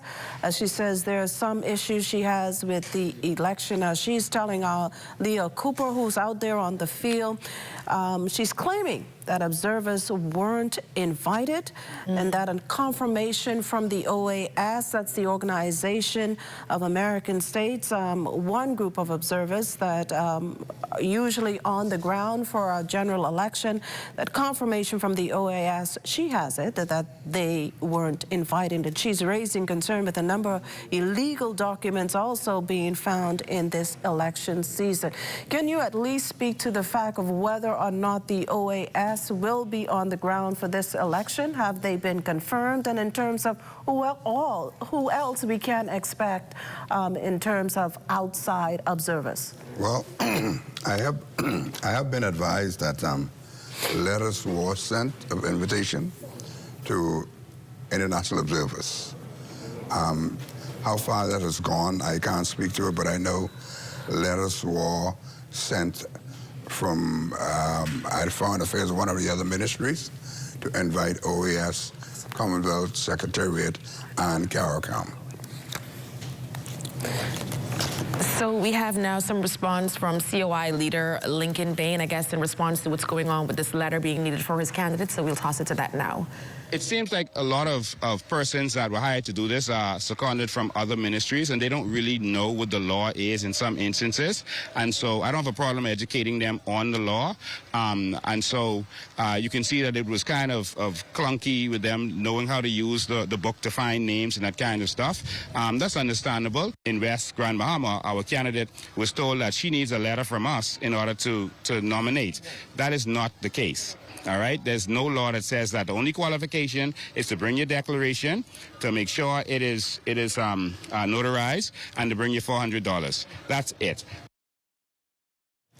All right, so we heard there from COI leader Lincoln Bane. There seems to be some discrepancy going on, so I guess we'll have to wait to see how this story pans out. We also had today nominating on his birthday independent candidate and former Prime Minister Dr. Hubert Minis. I think we have that video that we can roll for you now. He is there nominating in the Killarney constituency, going up against Robin Lyons, going up against Michael Barnett Ellis. So now we're going to toss it to that report. As well as the COI's Dr. Veronica McIver. Yes, so it's a four-way race in Killarney. A big race there in Killarney. The biggest constituency, I think we said earlier today. We're going to toss it to that report now. Yes. I feel very comfortable. It is quite obvious that most of individuals you see here are from Killarney. Yes. We did not import any Lazadas. Right? And we are very confident that we will win. History is being made. This same photo you're seeing here, you're taking today, this will be in the history book. One, never before in the history of the Bahamas, a prime minister who has led his party to the greatest victory recorded in the Bahamas, now running independent after being booted out by that same party. All right? Why this is especially significant, I'm now running as independent, the voice of the people. Yes. Not the voice of any political party. Right. And with the wealth of knowledge that I have going into Parliament, believe me, the people will be speaking every day. We are certain about victory, and as you can see, everybody's excited. They are excited. Today is my birthday. I could not ask for a better birthday gift. Victory on my birthday. Then at 12 o'clock today, I celebrate my birthday as I normally do with the kids from Gambia Primary. Then at 6 o'clock this evening, I will celebrate with my community. And you are all invited. What a way to celebrate your birthday and make history while doing it. That there, former Prime Minister Dr. Hubert Minis, who's now nominated in Killarney, the first ever former Prime Minister to nominate as an independent candidate. And he's telling you that the party won't stop after nomination, that will continue in his constituency. And we can see that he is supported, he has been supported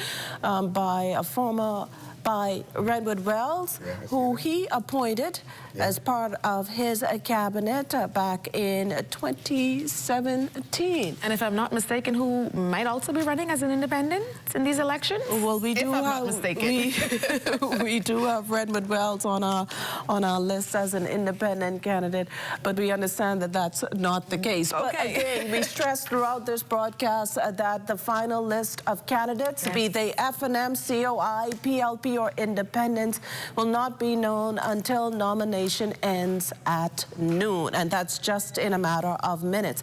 So from here, we toss it back to Grand Bahama to hear what our Shishina Farkson Roll has to say before we end.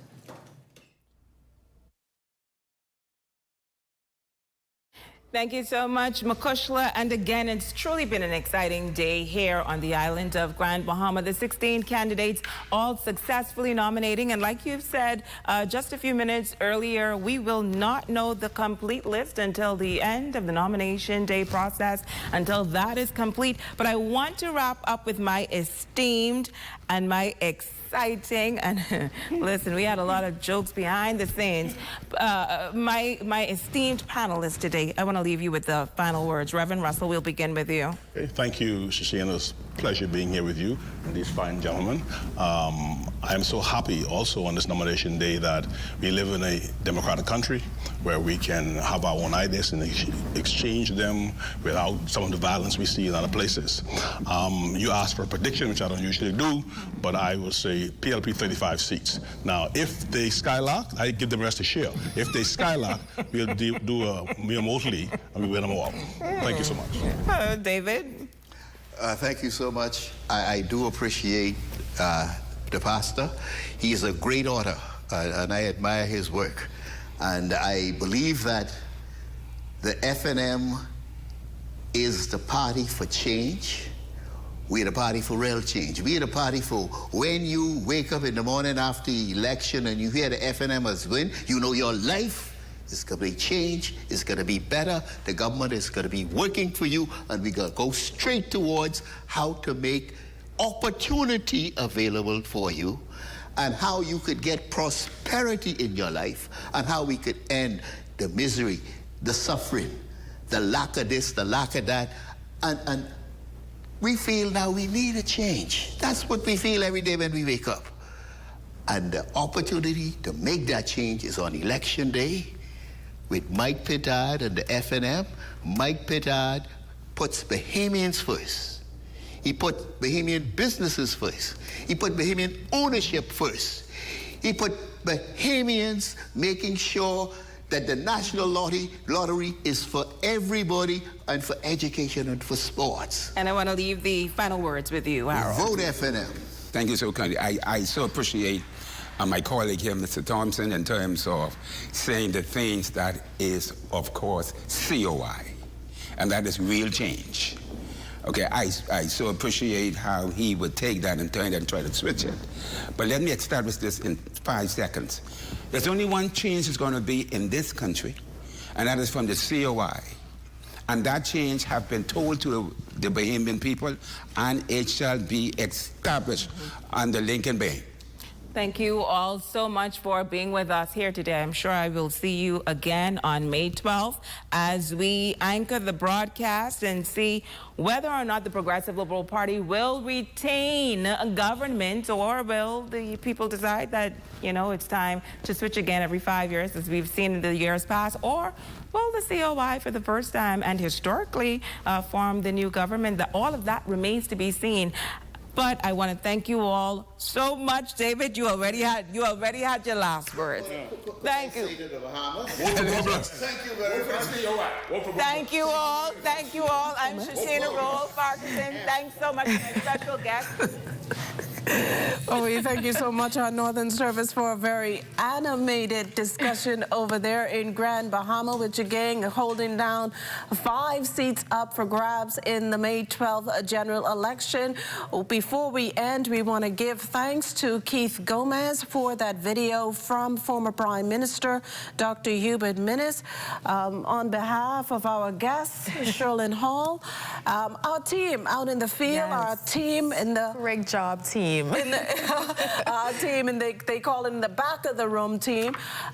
We thank you all for watching. Mr. Hall, you predict 80% voter turnout. That will be seen on May 12th. I'm Makushla Pinder. And I'm Thea Ferguson. Thank you guys so much for tuning with us. And be sure to stick it to the ZNS Network all day for extended coverage of what happened here today on Nomination Day. And make sure to follow us on May 12th. We'll be here. Thank you very much.